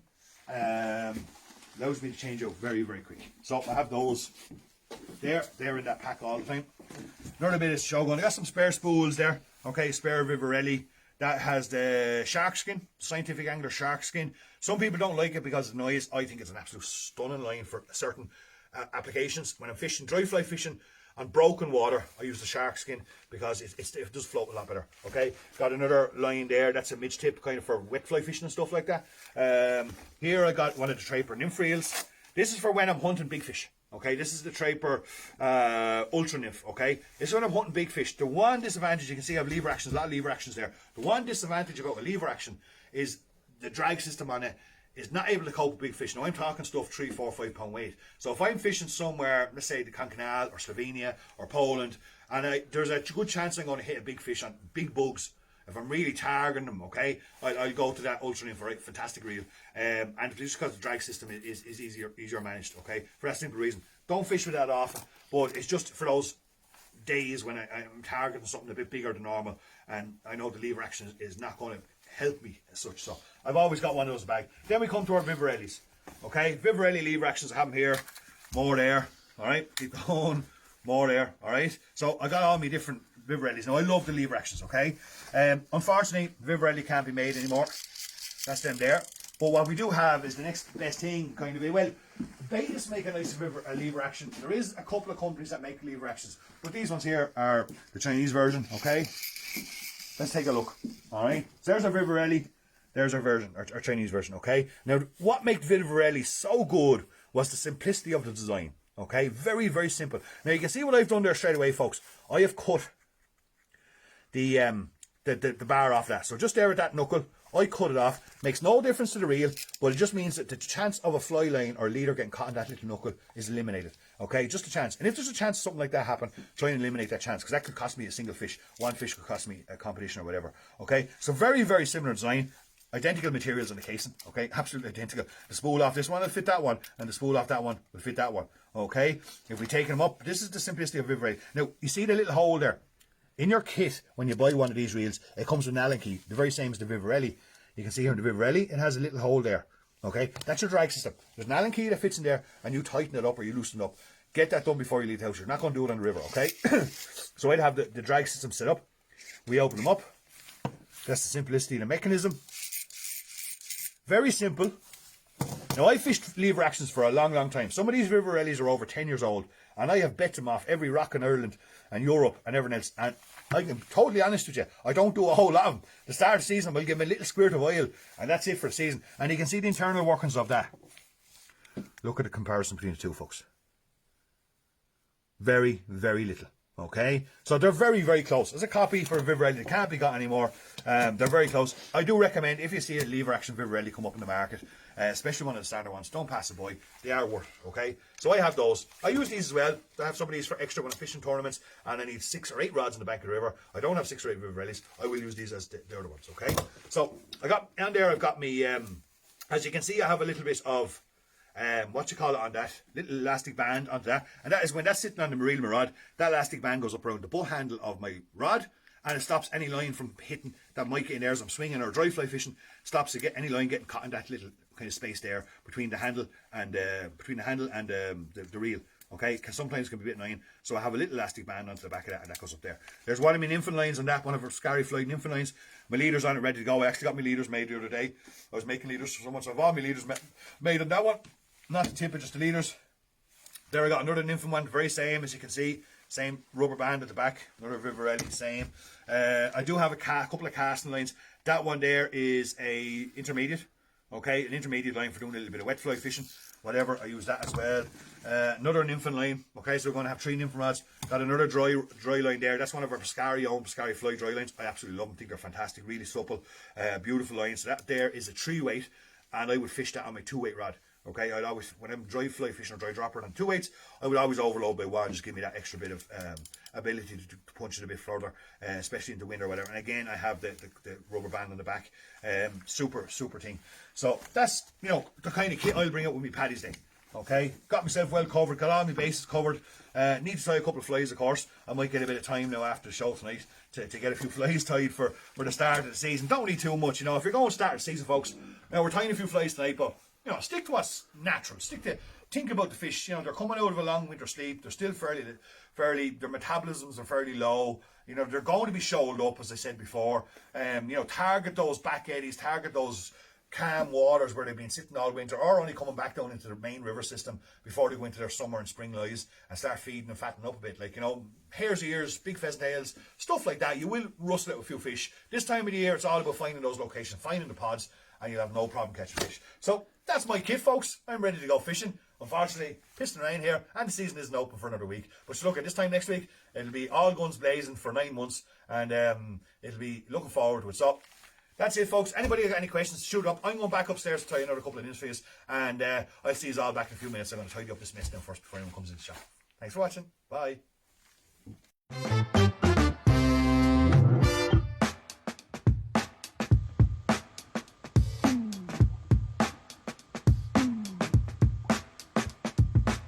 There we have it, folks. Hope you've enjoyed that one.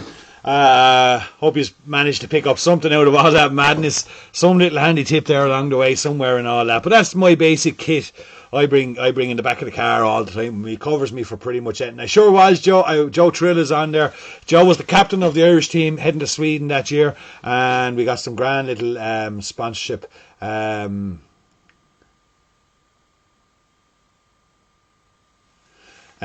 Adrian, I tied one earlier on there it was a dry fly that we would use on the Nord, the barrow on the shore, on the show. Absolutely, we did. Tonight is the last night of the show. Thanks, Dennis. I used the Aquas Ted, where he, thanks, Richard. Thanks, Garode.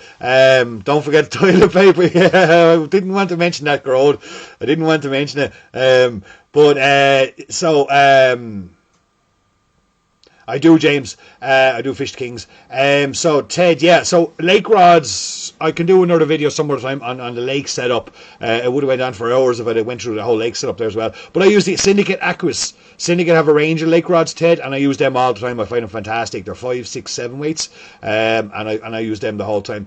Adrian, yes, as I said, I do tie. I am tying a few flies for the river season. We tied a dry fly earlier on. I'm going to do probably one of the best little spider patterns here for the thanks, Kevin. I'm going to tie a little spider fly here now. Absolutely brilliant for the start of the season, folks. Okay, so we still have a bit to go. Darius Simkis is coming up now in a few moments, and don't forget that. Thanks, Go Fish Morris. Hope you're keeping well. See you down in Adair Springs, Morris. So in the voice here, I have a 303. I love tying on the 303 my spider patterns and wet fly patterns for river fishing. This is a size 12 303. Okay, I got a 2mm countersunk gold bead on that. Some of this, definitely on my point fly early season, I will use a bead on my point fly to help get those little spiders down. No problem, Mark. I hope that helps you a bit. If you ever have any other questions, feel free to give us a bell here, and I'll guide you through, or drop into us with your waders, and we'll see what we can do with them if you're having any bother. But I tend to fish a little beaded kind of wet fly or spider on the point, just to help to get those flies a little bit down to the surface. Thanks, Martin, to get a little bit down to the surface. Glad you all enjoyed that little clip. So what I'm going to tie in here is a little bit of grey partridge tail. Now sometimes I tie this with or without a tail, but I do like early season having a little tail on it. It would be my favourite was the Reaver, Kevin, the Reaver, the 11-foot 2/8 Reaver. Now the 11-foot 2/8 pipeline is quite good as well, but I've always fished the pipelines. Even before I start dealing in pipeline through the shop, I was buying them retail because I found them fantastic. I found them fantastic. Someone else was asking me about an NRS jacket there. NRS is a new company we've just started working with, and their stuff is amazing. They're a kayaking jacket. They're a kayaking company, but they are getting into fishing apparel and stuff like that. Yeah, absolutely, Dennis. I don't know if my lake box would be anything like yours. It's pretty messy. I don't put as much attention into lake boxes as I should. Sometimes I do, but I would. I'll definitely do a video on the lake box. This is our last live show, unfortunately. Now we have, as I mentioned before, that we are we're more than considering. I'm going to go and do a kind of a bit more not intense or more well produced, but we are going to go ahead and do that show that I was talking about, or the channel I was talking about. I'm just adding in a little bit of copper wire here, fine copper wire. I am going to go and do that show thing that I was talking about last week. So you're going to get live shows coming even probably before next September. Before the next September, our channel should be up and going. Probably at some stage, I'll get working it after this weekend, kind of as hard as I can. It's going to take me a bit of time to pull it together, but it will be coming, folks. There will be a lot of live fly tying coming your way for subscribers and stuff like that. I'll keep it as minimal as I can for subscription and stuff like that, but it will be a much more in depth and lengthy channels and stuff like that, and a lot of information, a lot of interviews. We're going to get around the country an awful lot. We got a whole lot of ideas. I will be back in touch. The feedback from last week was fantastic. The amount of people that rang me and spoke to me about it, and so we're going to get working on that. So that's coming up in the Dennis. I'll get that information as regards to prices. NRS has only landed in here. I've wore them before. I've only got them in shortly ago. That's the first kind of set.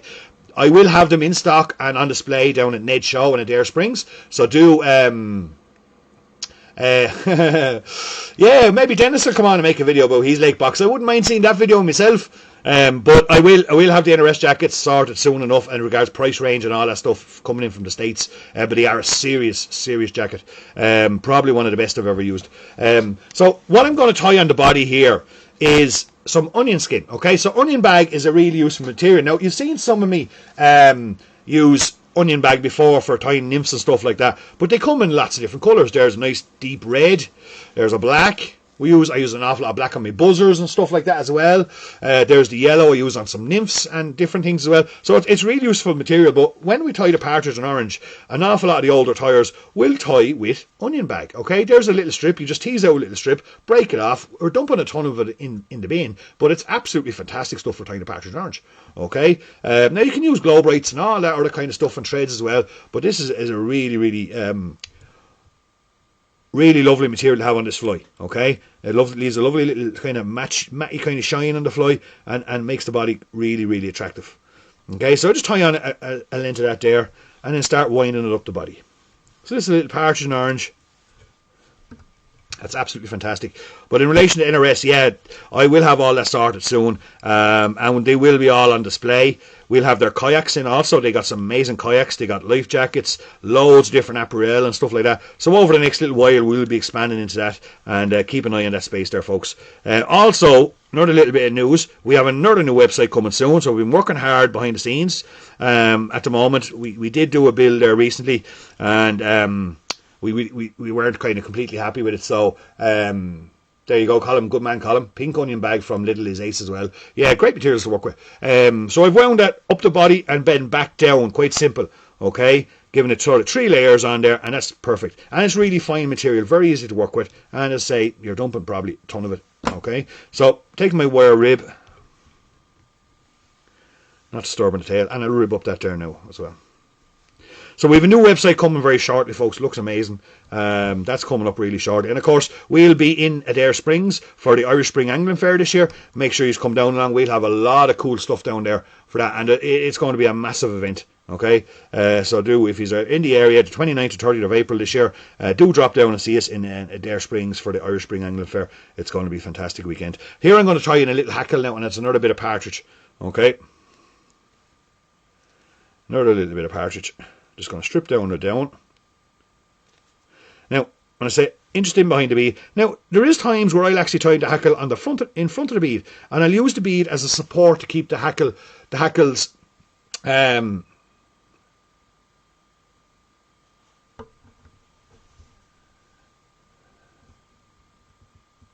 Yeah, they are, Neil. Look, at NRS are fantastic. Had a great meeting with them there last week. Been doing a bit of stuff with them, and yeah, they are. They do some serious kit, really are. So we'll be having the NRS fishing stuff in here. I know there's other dealers in the country that do the NRS kayaks and stuff like that as well. But we're heading down the fishing road with NRS, and yeah, fantastic. Really excited about that. It's going to be a great adventure working with those guys. So stay tuned for this place. Just going to wind on a little bit of a hackle there. Be gentle with that because it does break off a little bit, especially the smaller little partridges. Just catching the main stem there as best you can, and just one or two turns. I don't like overdressing my spiders. Just keep one or two turns, get your thread in there, and then I just pluck that away, and there we go. What a lovely little spider. Okay, don't trap down those hackles. I like them kind of sticking off a little bit out off the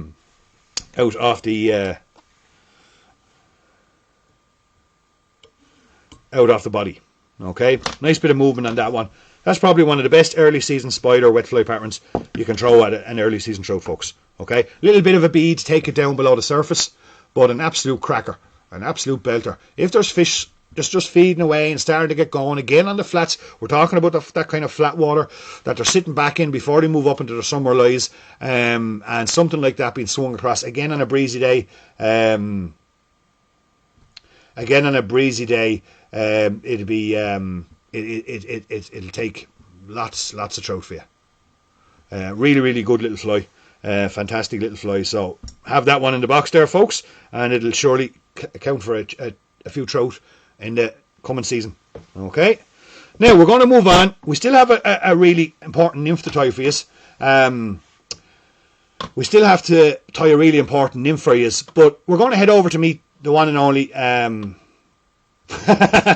Great question, John. How many fish coins for an NRS jacket? Well, you'll have to start catching a few and then see. But I'll have all the prices and that stuff sorted out.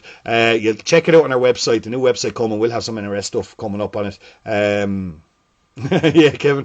But the NRS stuff will be coming up on the website still, and you'll see the range of stuff. And we'll be expanding in the range stuff. They've got a lot of new stuff coming as well, based for the fly fisherman, and we'll be putting that stuff through its paces as well and doing some videos and testing on it, and then we'll have it up on the websites as well. So we're going to head over and meet Darius Simkis, definitely one of the top anglers in the country, an absolute gentleman of a guy, hails down from Connacht, and he's had a busy couple of seasons, as we all know, and it's a busy season coming ahead. So we got a chance to sit down and have a bit of a chat with Darius during the week and see how he prepares for his season and what he has coming up this season. So enjoy this little clip with Darius, and I'll be back in a few months to try our last fly for the whole season, for the fly time season, and that will be yeah, John, that will be our last fly for the fly time season before we move into our fishing season. So I'll be able to see you back here in a few minutes, folks, and enjoy Darius.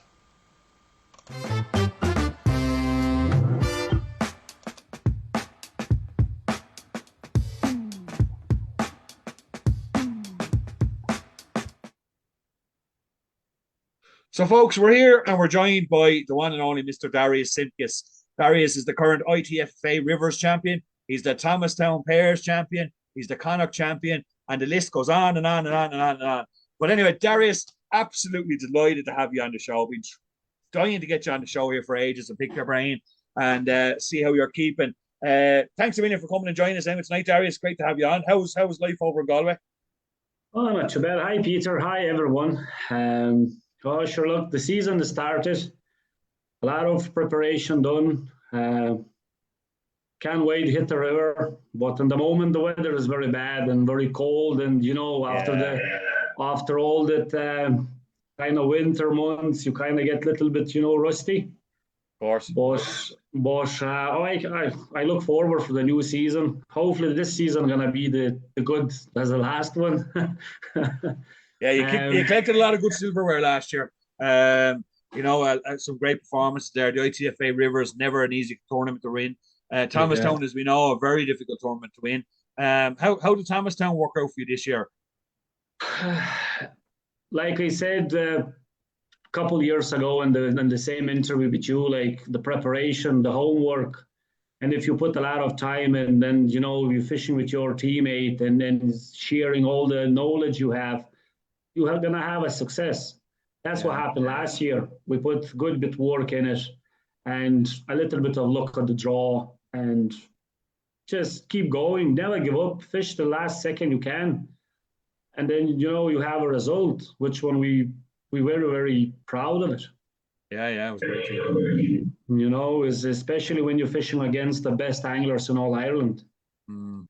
And it's not easy competition, yourself. Like you No, have to it you isn't. have to put everything what you have to have a result, and that's what happens last year. Yeah, well done, well done. And of course, we forgot to mention Wales, the Welsh D. I think you picked up silver there. Was it silver? Yeah, the second Yourself, place, Mark, yeah. and Mark Driver and And Roger Fowler. yeah, Yeah, you picked a silver medal there as well, just to finish off the year. it was a one fish Peter had from the gold medal. But like again, everything, all the results comes in the team hard work.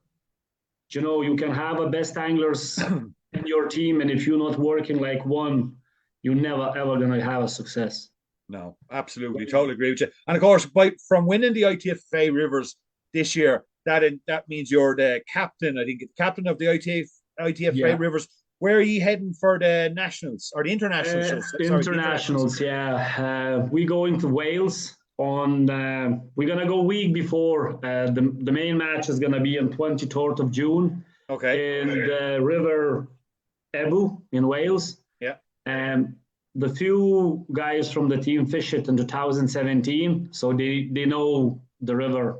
And who's on the team with you, Darius? Who's on your team this year? Is myself, Eamon Conway, Shayna Callaghan, Sean Bowen, Mark Sloan, and Kevin Doon for the reserve. Our manager is Seamus O'Neill. So it's a fairly strong team. Yeah, strong enough. Yeah, very good angler. So I can't wait to go. Week before and do a practice. Maybe get a sneaky trip before that. And try a few tricks. Yeah. Yeah, we have a chance. Like a couple of years ago, I remember in England, we nearly win it. The one placing point, and we went in the second place. Even we have more fish than the winners. I think so. The Scotland win it that year. And have you picked up any gold medals internationally? Yeah, we did it 1 year in the Liffey. Right. When you fishing your own home waters, you have advantage. You have a lot of practice done, and then flies tied, and the setups and everything done, and you just have to stick to your plan. Simple, Yeah, sure. Hopefully, look forward to it. Yeah, it's great to have competitions like that to look forward to. Yeah, definitely. And what else is on the cards for Darius Simkus in 2023? I have Interpros, Banks Interpros next weekend, which one's gonna be in the Fisher in Woodford, yeah, that's in the North Ireland. Then I have a masterclass in Sligo on following weekend. Then I have a big show, Irish Spring Fair. Absolutely. You'll be down in the Dare Spring Angler Fair. Time flies. Yeah, they're going to be over there for 2 days. There you go, folks. If anybody wants to catch up with Darius Simkus, and Darius will be tying all these top patterns, I'm sure, at the Irish Spring Angling Fair, do head over to me. He'll be on Flight Tires Row, and you can catch up with Darius there. Well worth a trip down to spend an hour with Darius Simkus and pick his brain. Yeah. And if you have any questions, just pop in and say hello, and whatever. If I can, I answer all of them. If not, I'm gonna think for a few days and let you know. Yeah. And what else then? What else is on? You have a busy year by the sounds of it. Yeah, like I again, like this year, I'm gonna try to put a lot of work for a Thomastown. We're gonna try to be the champions this year again. Then there's qualifiers again. Everything starts every year for same page. You have to push a work for your qualifiers for Connacht. Then you have to put a work for your nationals. This year is, I think, so all the nationals are gonna be in the North Ireland, the River Lagan. I never fished that river before, so I look forward as well. I like lake fishing as well. So last year I did good bit. This year I'm gonna try to do more as well. Yeah, you're busy. You keep busy. Oh yeah, busy all the time. Yourself, Peter. Yeah. through the Darius, winter. when it comes to this time of the year, so you've all this coming up, right? So for anyone that's not big into competition fishing or only just to dip their toes in and out, like what you're saying was there is you've your whole season planned out, A, B, C, D. I have to be ready for this. I have to be ready for this. All these different disciplines, all these different types of fishing, lakes, loch style, bank, rivers, internationals, nationals, provincials. They all have different preparation purposes. At this time of the year now, sort of in March, even back a month ago, say to February, what kind of stuff are you doing to get yourself ready for this onslaught of tournaments that are coming up for the next 9 months? What's your prep? Now, I'm not talking about preparation coming into each individual competition, but what's your general preparation? Because tonight's show is all about setting up for the season. So I'm just, going through a few things with guys, a few fly parents, and setting up what general gear I would have ready for the season. But what's your kind of setting up for the season program like in February, March? Okay, I tell you that much, Peter. You know yourself, like if you fish in competitions, you have to have a setup for the lake fishing, bank fishing, river fishing, or whatever. So I basically trying to open my box for the rivers and go through all my reels, try to clean them. Like yourself, every time after the fishing, you clean them and all that. But I try to check all the lines, all the reels, everything. Then you're gonna check all your leaders. Very important as well. Like if you not use the leaders for a couple months, it's not worth it. You have to change it. I know. Yeah. Sometimes you're gonna say, you're gonna be okay, you're gonna chance it, and then you're gonna cost you one fish. Yeah. So you have to prepare that before the 1st of the March or 17th. You're stripping all your gear right back and rebuilding it all back up again. Rechecking all the loops. If you're making your own loops or you're buying, from the shops and braided loops or whatever. So I check all this. Check the lines, check the reels. Then you go to your flies. Normally I do this way. I have a pattern which one works from the previous season in the different box. So I'm gonna pick her up and I'm gonna tie for new season as well. So basically you preparing, you checking all your box, you checking any flies was used or whatever, or checking the hooks and all that. It takes time. You're not gonna do it in a couple hours. It takes maybe half a day, or sometimes it takes a day, yourself. And then you're going through all that, through the river, through the lake, through the banks. So it takes maybe 1 week for preparation, proper preparation, because when the season starts, you don't want to go back again and check your leaders, check your tippets, or the tippets who was in the sun, or you kind of want to do this before the season starts. But when you fish in the competitions, even through the winter time and, fishing for rainbows and all that, you have very, very small time. So, you have to put some time as well to look after your gear. Absolutely. And everything else, Absolutely. And preparation is the key to success. It's in every sport or every hobby or profession. Preparation is the key to success. And as we all know, you're a very successful angler, and it's definitely, preparation is part of that process of being successful. Yeah. And what's your favorite? What's the one thing out of everything that's coming this year? What's that one real thing that you just, that you just can't wait for? Like that's just that one little pet thing that you can't wait for. Get my 11'2" Reaver Syndicate rod. To feel the bend in that again, is it? Yeah. It's beautiful rod. Like you can't beat the Syndicate rods.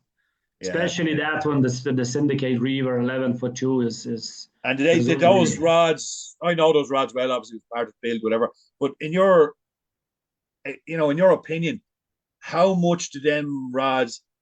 And this is not a sales pitch right now, folks. I'm just going to follow up on that point a bit. But how much do you think that those rods, or the type of rod that you fish, gives you a slight advantage in a competition, or gives you maybe that one extra fish? A handle, right? Sensitivity, bend. You know yourself, like you said, every fish counts, and the one fish can cost you first place. Oh, we've seen it in those times. Yeah. I using that rod last year, and I used that rod last year in the Thomastown competition, and you can look in my scorecard. I lost only few fish, like, every Yeah, fish yeah. you hook, you're gonna finish in the net, like, And outside of the reavers, then what's your other favorite? What's your favorite pieces of kit outside your syndicate rods and reavers and stuff like that? What's the other? What's your go to? What's something that you just wouldn't be able to do without? Bar your fly box now, of course, right? But Chest back, chest back. chest back, nice big enough net. Basically, yourself, like, you have to have everything handy. That's Yes. again comes to the preparation. You have to close your eyes and you have to know where is the net. Exactly. Yes. You have to feel everything. You don't have to in the competition to. And open your chest. how much emphasis would you put on practicing your netting and landing a fish when you're out practicing? You do really, like, I know personally I wouldn't, especially running up in the competition, or 99% of the time, I will net every single fish just to get my left hand to know what it needs to do during a tournament. You were the same trail of thought. Would you actually practice your net? Yeah. You have to like, have net every time beside you, so you don't have to look behind or this and that. You have to have it here. If you put it, let your hand here, your handle of the net has to be over there. And the same way, when you're releasing the fish, you don't have to look behind them. The magnet holders, it has to be just one click and that's it. Yeah. Every minute costs a fish. And you only become efficient at that through practice. Yeah. You have to practice and practice. And like you said, every sport, you're not going to be successful if you're not going to put practice or homework. The more time you're spending on the water, the more time you practicing, the more time you put it, you're getting more comfortable in the competition. Yourself, the people who start competition, they're nervous and all that. Yeah, and what bit of advice would you give a seasoned angler like yourself? What bit of advice would you give anyone watching tonight now that think, geez, I might have a crack at some of them competitions next year, or I wouldn't mind getting into them? What little bit of advice around preparation, mentality, all that kind of stuff for anybody that would be thinking about getting into tournament fishing or even upping their game a bit? What couple of little kind of top tips would you say that this is an area you should look at or definitely go and try it. If they're not 100% sure they want to do the competition first time, it's a good thing to do. Be a controller for someone. Brilliant idea. Yeah. So when you controller, you're gonna understand how it works, what the angler does, how angler fish, or what setups he use, and everything. Is a very, very, very good way to learn the things as well. Yes, of course. 100%. I love controlling, and you learn so much when you're controlling. Yourself, and especially like if you have a good angler and you control him, you can learn a lot. So even if you a fisherman and you're watching somebody else fishing, you can ask the questions. You can look to the setups. You can even look to the flies. Yes. And then if you definitely if you like it, you definitely have to try it. Once or twice, and you make new friends. You get more experience. Is sometimes some people thinking that competition fishing is only for special way, but it's not. Anyone can do it if they put such work in it. Yeah. And if someone wants to fish the competitions, they can ask you, they can ask me, or whatever. Absolutely. And you said you're doing a master class up in Sligo or Longford, Sligo. 26th of March. Yeah, fantastic. Because you see, that part of Connacht, the kind of very small interest in the competition fishing. So that's why they asked me to come over there and try to give it more advice or more information about the competition. Give them an insight, about everything. They have a beautiful river over there, Ovenmore. So we'll see, because some people just afraid to ask. Well, that's it. People have got to reach out. Yeah, and I know I am, and you're the same. If people reach out to us and ask us questions, we're always more than willing to share information and advice on, even what avenue or path to go to get into competitions or get into a particular type of fishing. Even it's not just competition fishing. There's an awful lot of non-competition anglers out there still like to nymph effectively and dry dropper and wet fly effectively and stuff like Even that. the streamer fishing, yourself, like there's no such a thing like is only the nymphing. Is just get the more information from somewhere else who doing seriously, like. Yes. When you can get everything, all that information, like yourself, you gonna share with this, I gonna share with this. The more people we're gonna get involved in this, we're gonna have more, more people to fish in it and representing Ireland maybe one year. Yes, of course. Yeah. Absolutely. Especially this type of the year, like there's a lot of young people just playing the games at home. That's a common trend through all sports, I think, and everything. Through all the AGMs that are going on at the moment. Like I know countless amount of AGMs I've been at the last week or two, and it's the same conversation in every single AGM. How do we get the kids involved? How do we get the kids off the computers? How do we get them onto the rivers to plant that seed, whether they decide to take up fly fishing and as a career or not, or just to plant that seed that hopefully someday the rest along their way in their lives they might come back to it. So it's a common trend across the board, not just in fishing, but in all sports, everywhere, unfortunately. So, but you're right. We got to make the effort, though. We got to put in the effort as senior anglers. Put in the effort to try and get young people out on the water and encourage them to fish. Let alone competition fishing. Forget about it. Just get them on the water to fish. Just get away from the home and get away from the screen and just be in the nature and enjoy it. Absolutely, yeah. So before we let you go, Darius, and I'm going to ask everyone, you're the last guest of the 2022-23 season here on Scary.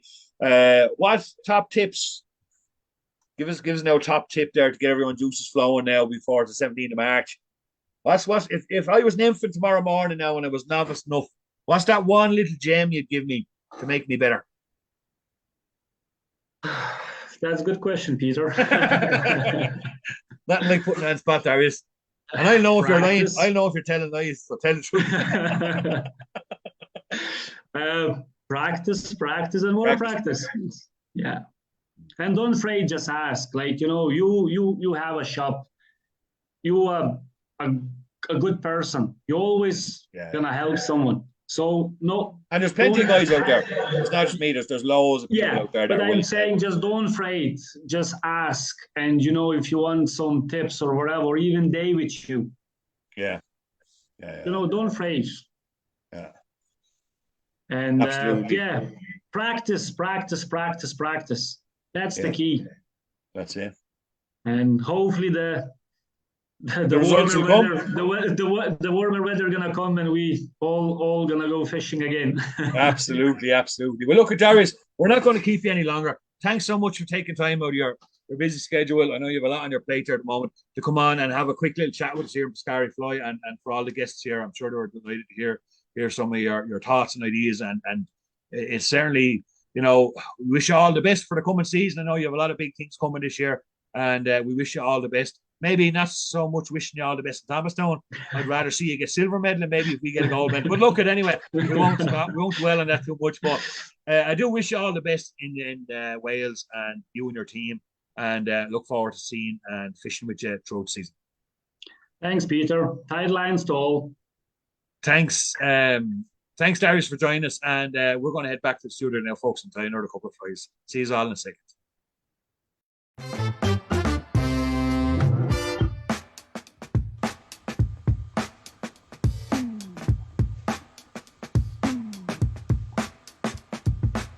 So there we have it, folks. Darius Simkus on with us there. Great to have Darius and anglers like himself coming onto the show and sharing their bit of information. Just before we finish the last tie of the season, just want to say a massive thanks to everybody that came on the show this season. It's great to have anglers the likes of Darius and all the others. So huge thanks to Mark Driver come on and try some flies. Tom Doc Sullivan over in the Corrup. Thanks, Tom, for coming on. George McGrath, Darius Simkus, Desmond Paul came on and tried us a couple of flies throughout the season. Rokas from Lithuania, our good friend Rokas there, came on and did a few things for us. Dennis Goulding came on and gave some great information on lock style and lakes and stuff like that. Eamon Conway, Jason O'Riordan was on for the bass. Ned Maher was on there with us as well, doing a little bit of an interview.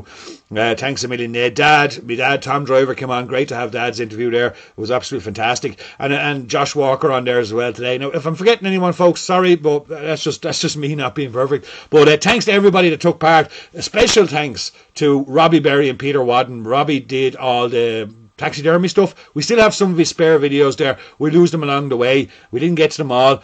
Peter Wadden again for his casting techniques and tips and hot tips there. Brilliant caster, Peter. So thanks a million to those two guys. And our trivia master, Dave Donovan.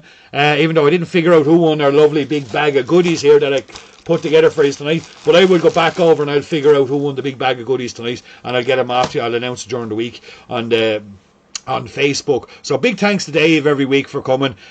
Massive thanks to Deirdre and the two kids. You know, every Saturday night here, Time Flies up here. Not even Saturday night. This doesn't happen just on Saturday night. It takes most of the day Saturday again. I get things ready and blah de blah. So it's you know, thanks to Deirdre and the kids for putting up with me, I suppose. They're gone to bed now. I actually rang them when they're over in Clare at the moment. They're gone over to see Granny, and Deirdre's sister had a little baby boy, Oscar, there recently, so they went over to see their new cousin and stuff. The kids were very excited heading over in the car, so they're over there for the weekend. They're back tomorrow. So, but thanks a million, guys, for always putting up with me, and thanks to all you guys and girls that watch every week, tune in, send a message, give me feedback, you know, good and bad. I appreciate it all. You know, only for ye I wouldn't do this every Saturday night. If as long as you keep wanting it, I'll keep doing it. So, you know, we got a lot of big things to come this year in Biscarry Fly. Do stay tuned with us. We super huge appreciate all your support throughout the year. If anybody ever needs it, and you know where we are, call in, see us. You know, give us a ring, check out the website, a new website coming, as I said. So we really do appreciate all your support here. So thanks everybody for tuning in throughout the year. It's fantastic, and I really do enjoy it. You know, get a great kick out of shows and having a bit of a chat and doing the videos. But do stay tuned. We got some big developments coming this year in Biscarry Fly, and hope you all get something out of it. But so anyway, we're going to move on to our last fly of the season. This is a double beaded nymph I tie, and I use it as it's a real depth charger. I use it as yeah, it was brilliant, Jamie, and I think it's part of the new show that we're going to be doing. That's going to be on a lot more. I'm going to get around. I have a lot of people around the country that I know that are just like Dad, you know, they've great old stories, and I love that storytelling thing. So, you know, we're going to get around a bit and meet a lot of those people, and get their stories and share their stories. Like same last year, we had Betty and Michael Hayes on here. One of my favourite interviews. I've watched it a few times. Well done, Kieran. Kieran said not to get too confident there, lads. The Tungsten Warriors are back on, looking for their title back. Well done, Kieran. Looking forward to have everyone up at Thomastown. We had a great AGM there in Thomastown last week, and our dates will be set very soon for the Thomastown competition, so stay tuned for that one as well. But this is one I use for really digging out the trout early season. Great one to get down into the holes and pockets when trout are lying deep. Not a complicated choice. So I've got here is a 3.5mm slotted tungsten bead up on a size 12 jig hook, the Haku 12 jig hook, and in behind it then I have a 3mm hot red countersunk bead put on backwards. Okay, very important, put it on backwards. Absolutely, Neil, and we're going to be doing an awful lot more of that coming down the road. So you mightn't have to wait till next September, or October, to start seeing us back live on your screens. If we get that channel thing up and running, we've already done quite a bit of work on it. I'm working with the Carlow Institute of Technology on it, and hopefully that we'll see that kind of come into play at some stage this season, and then we'll be able to watch. We'll be doing a lot more fly fishing, fly tying live on air. We're going to keep it live because I like it live. I think it's raw, I think it's real. Show the mistakes, show everything that can happen, and not overproduce it. So we'll keep it real, keep it live, and hopefully have a bit of fun, all of us. So I just put in a little bit of partridge there as a tail, and now I'm going to put on a little bit of copper sulky. I'm not, and this is why we do a live show, because while I'm blabbering on, I missed a step. Okay, going to have to take that tail off, and I'm going to have to put in my little butt. Okay, so take the tail off, and I'm going to put in a little butt. So I'm going to use some of the red holographic tinsel from Hens, as I always do, and I'm going to tie a little bit of that in there and put a little red butt on this one. Now, I'll fish this also with Globrite number 3 or Globrite number 12, should I say, or a Tommy Fly Chartreuse. Tommy Fly Chartreuse butt as well, okay? Either or can be quite good. Little bit of red in there, quite fine. Unfortunately, Hens don't make this any thicker. It's the only holographic material that I know that does not turn silver when it gets put under pressure or wound on and stuff like that, okay? Tie that off, but it only comes in one size.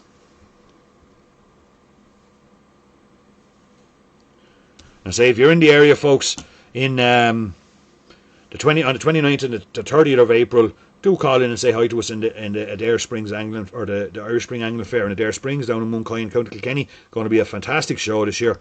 A lot bigger than it was last year, according to all accounts, and there's going to be some great exhibitions on there. We're going to be giving some talks. We're going to have all the gear there with us, lots of new gear for the angler. So do check it out. So once I've tied in my butt end, I then put in my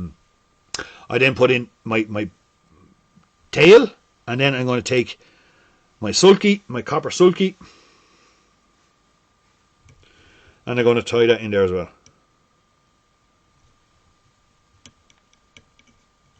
Now we're going to take a bit of hare's ear dubbing, and we're going to wind it up the body, putting on a little bit of dubbing, just teased out a little bit. I like to get it flat. I want to wrap this nice and tight, so I get it nice and flat on the finger, put it in against the trade, and just wrap it over and into one same direction. Just keep putting the pressure on that, work it up, work it down in your trade, get it nice and tight, and then move it up closer to the hook, and just start winding up that body, creating a nice shape on the. Now what's after happening there is my initial tungsten bead, twist it around, wind it up there, get another little bit of hare's ear.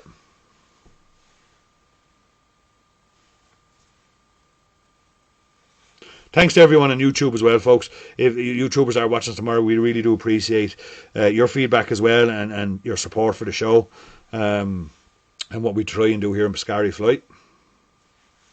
Another little bit on that there, and wind it in. I like to get the top of the body kind of even enough with the bead, okay? Then I'm going to take my copper sulky, and I'm going to start wrapping that up. Fairly close turns the whole way up. Just letting a little bit of hare's ear come through each turn. Get up there to the bead. Tie it off. Take away your sulky. What I'll do then is I'll get my dubbing brush and I'll get in there and start rooting that out a little bit. Okay?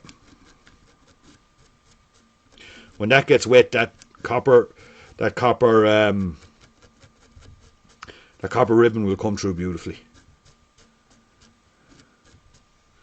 That's another thing that will be coming on the new show, is we will have a tank here somewhere with a camera, and we will be wetting all these flies to get a really good close look at how flies look, especially like that one. If you saw that fly wet now, you go, oh, that's just that ribbon underneath that dubbing is fantastic. I'm going to put another, just a tiny pinch of hare's ear in there, just to level out my body up near the bead where I tied off the sulky and brushed it out a little bit.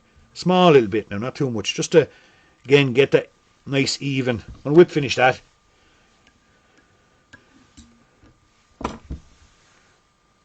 Take it away, and now I'm going to put the thread in between the two beads.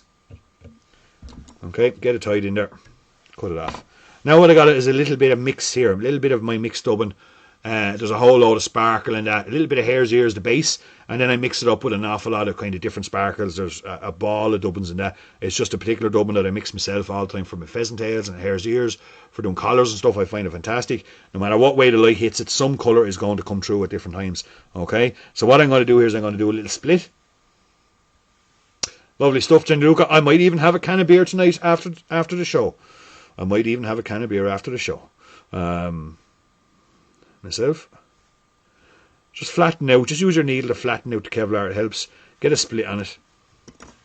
Get a little pinch of this. Not much is needed now.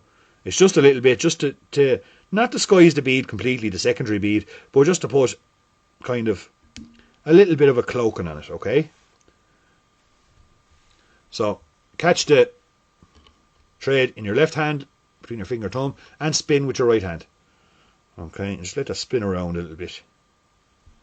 Because I want it very thin going in between that two beads. I don't want to just dub it on and have it quite bulky going in there. It turns out to be it just doesn't look right at the end of it, okay? So I want it just thin. I just pluck out any of the longer kind of fibres that I don't want there. Once I'm happy with that little dubbing brush, I'll tighten back up my thread, and I'll just wind that in there. stroking back all those little. As you can see, it just takes the edge off of that bead. Okay. When that's wet now and coming, and you see that coming down along the river, you take it back up into your hand after a few swims, it looks absolutely fantastic. So, there's a lot of tungsten in that. It doesn't overbulk the fly in any way whatsoever. That thing is going to charge straight to the bottom, down to those big deep holes. Super effective. The hot red bead, the little bit of dubbing that'll come back over on a cloak, brushed out quite well. Trout are certainly going to give that a good hammering. Super early season nymph. And one I'd always have a couple. I try different variations. I'd have different colour beads in there as well. But just for digging out those deep holes and see where trout are lying. Just they're still stuck in their winter mode, and can pick you up a few early season fish. At times in the early season, it can be a bit frustrating. You're mad keen to get out on the water, and then you get out and it's cold and it's damp, and trout are not behaving the way they're supposed to, and they're not yet in their summer lives. And sometimes you got to work hard and root out those fish. And there's a nymph that'll certainly help you. So anyway, folks, I'm going to say good night to you all. Thank you all so much for your support over the winter months. We really do appreciate it. I hope you have enjoyed the few shows we've put on. And I hope you have all managed to pick up a few little gems along the way that'll, help you enjoy your fishing. Because at the end of the day, it is only fishing, folks. That's all it is. It's only fishing. There is more important things in life than fishing. Some people take it a little bit too serious, but others do manage to enjoy the crack. So thank you all so much for your support over the winter months and enjoying the shows. All your comments and feedbacks, to say, it's greatly appreciated, and the support here for our little business here in Piscari Fly. We try and do our best here for everyone, and we always like to give a bit back. We always like to give that bit back. So I hope you have appreciated and you've enjoyed it. We will be back on your screens definitely at some stage during the summer. We got some YouTube stuff coming up like that, and keep an eye out on the new website. See us down in Adair Springs, and I'm going to head off, have a can of beer, tidy up this mess here, have a can of beer, another day in the shop tomorrow time, more flies, getting everybody else ready. I might even get a chance, maybe between now and St. Patrick's Day, to say a cup for myself. Good night, folks. Thank you all so much again for your support. Do check out www.scarryfly.com if you need any fly fishing or fly tying gear. I will see you all real soon. Tight lines, and stay safe, everybody, on the water this year. Look forward to meeting everyone out in the rivers and lakes of Ireland. And good night. Enjoy the rest of your weekend, folks. Take care.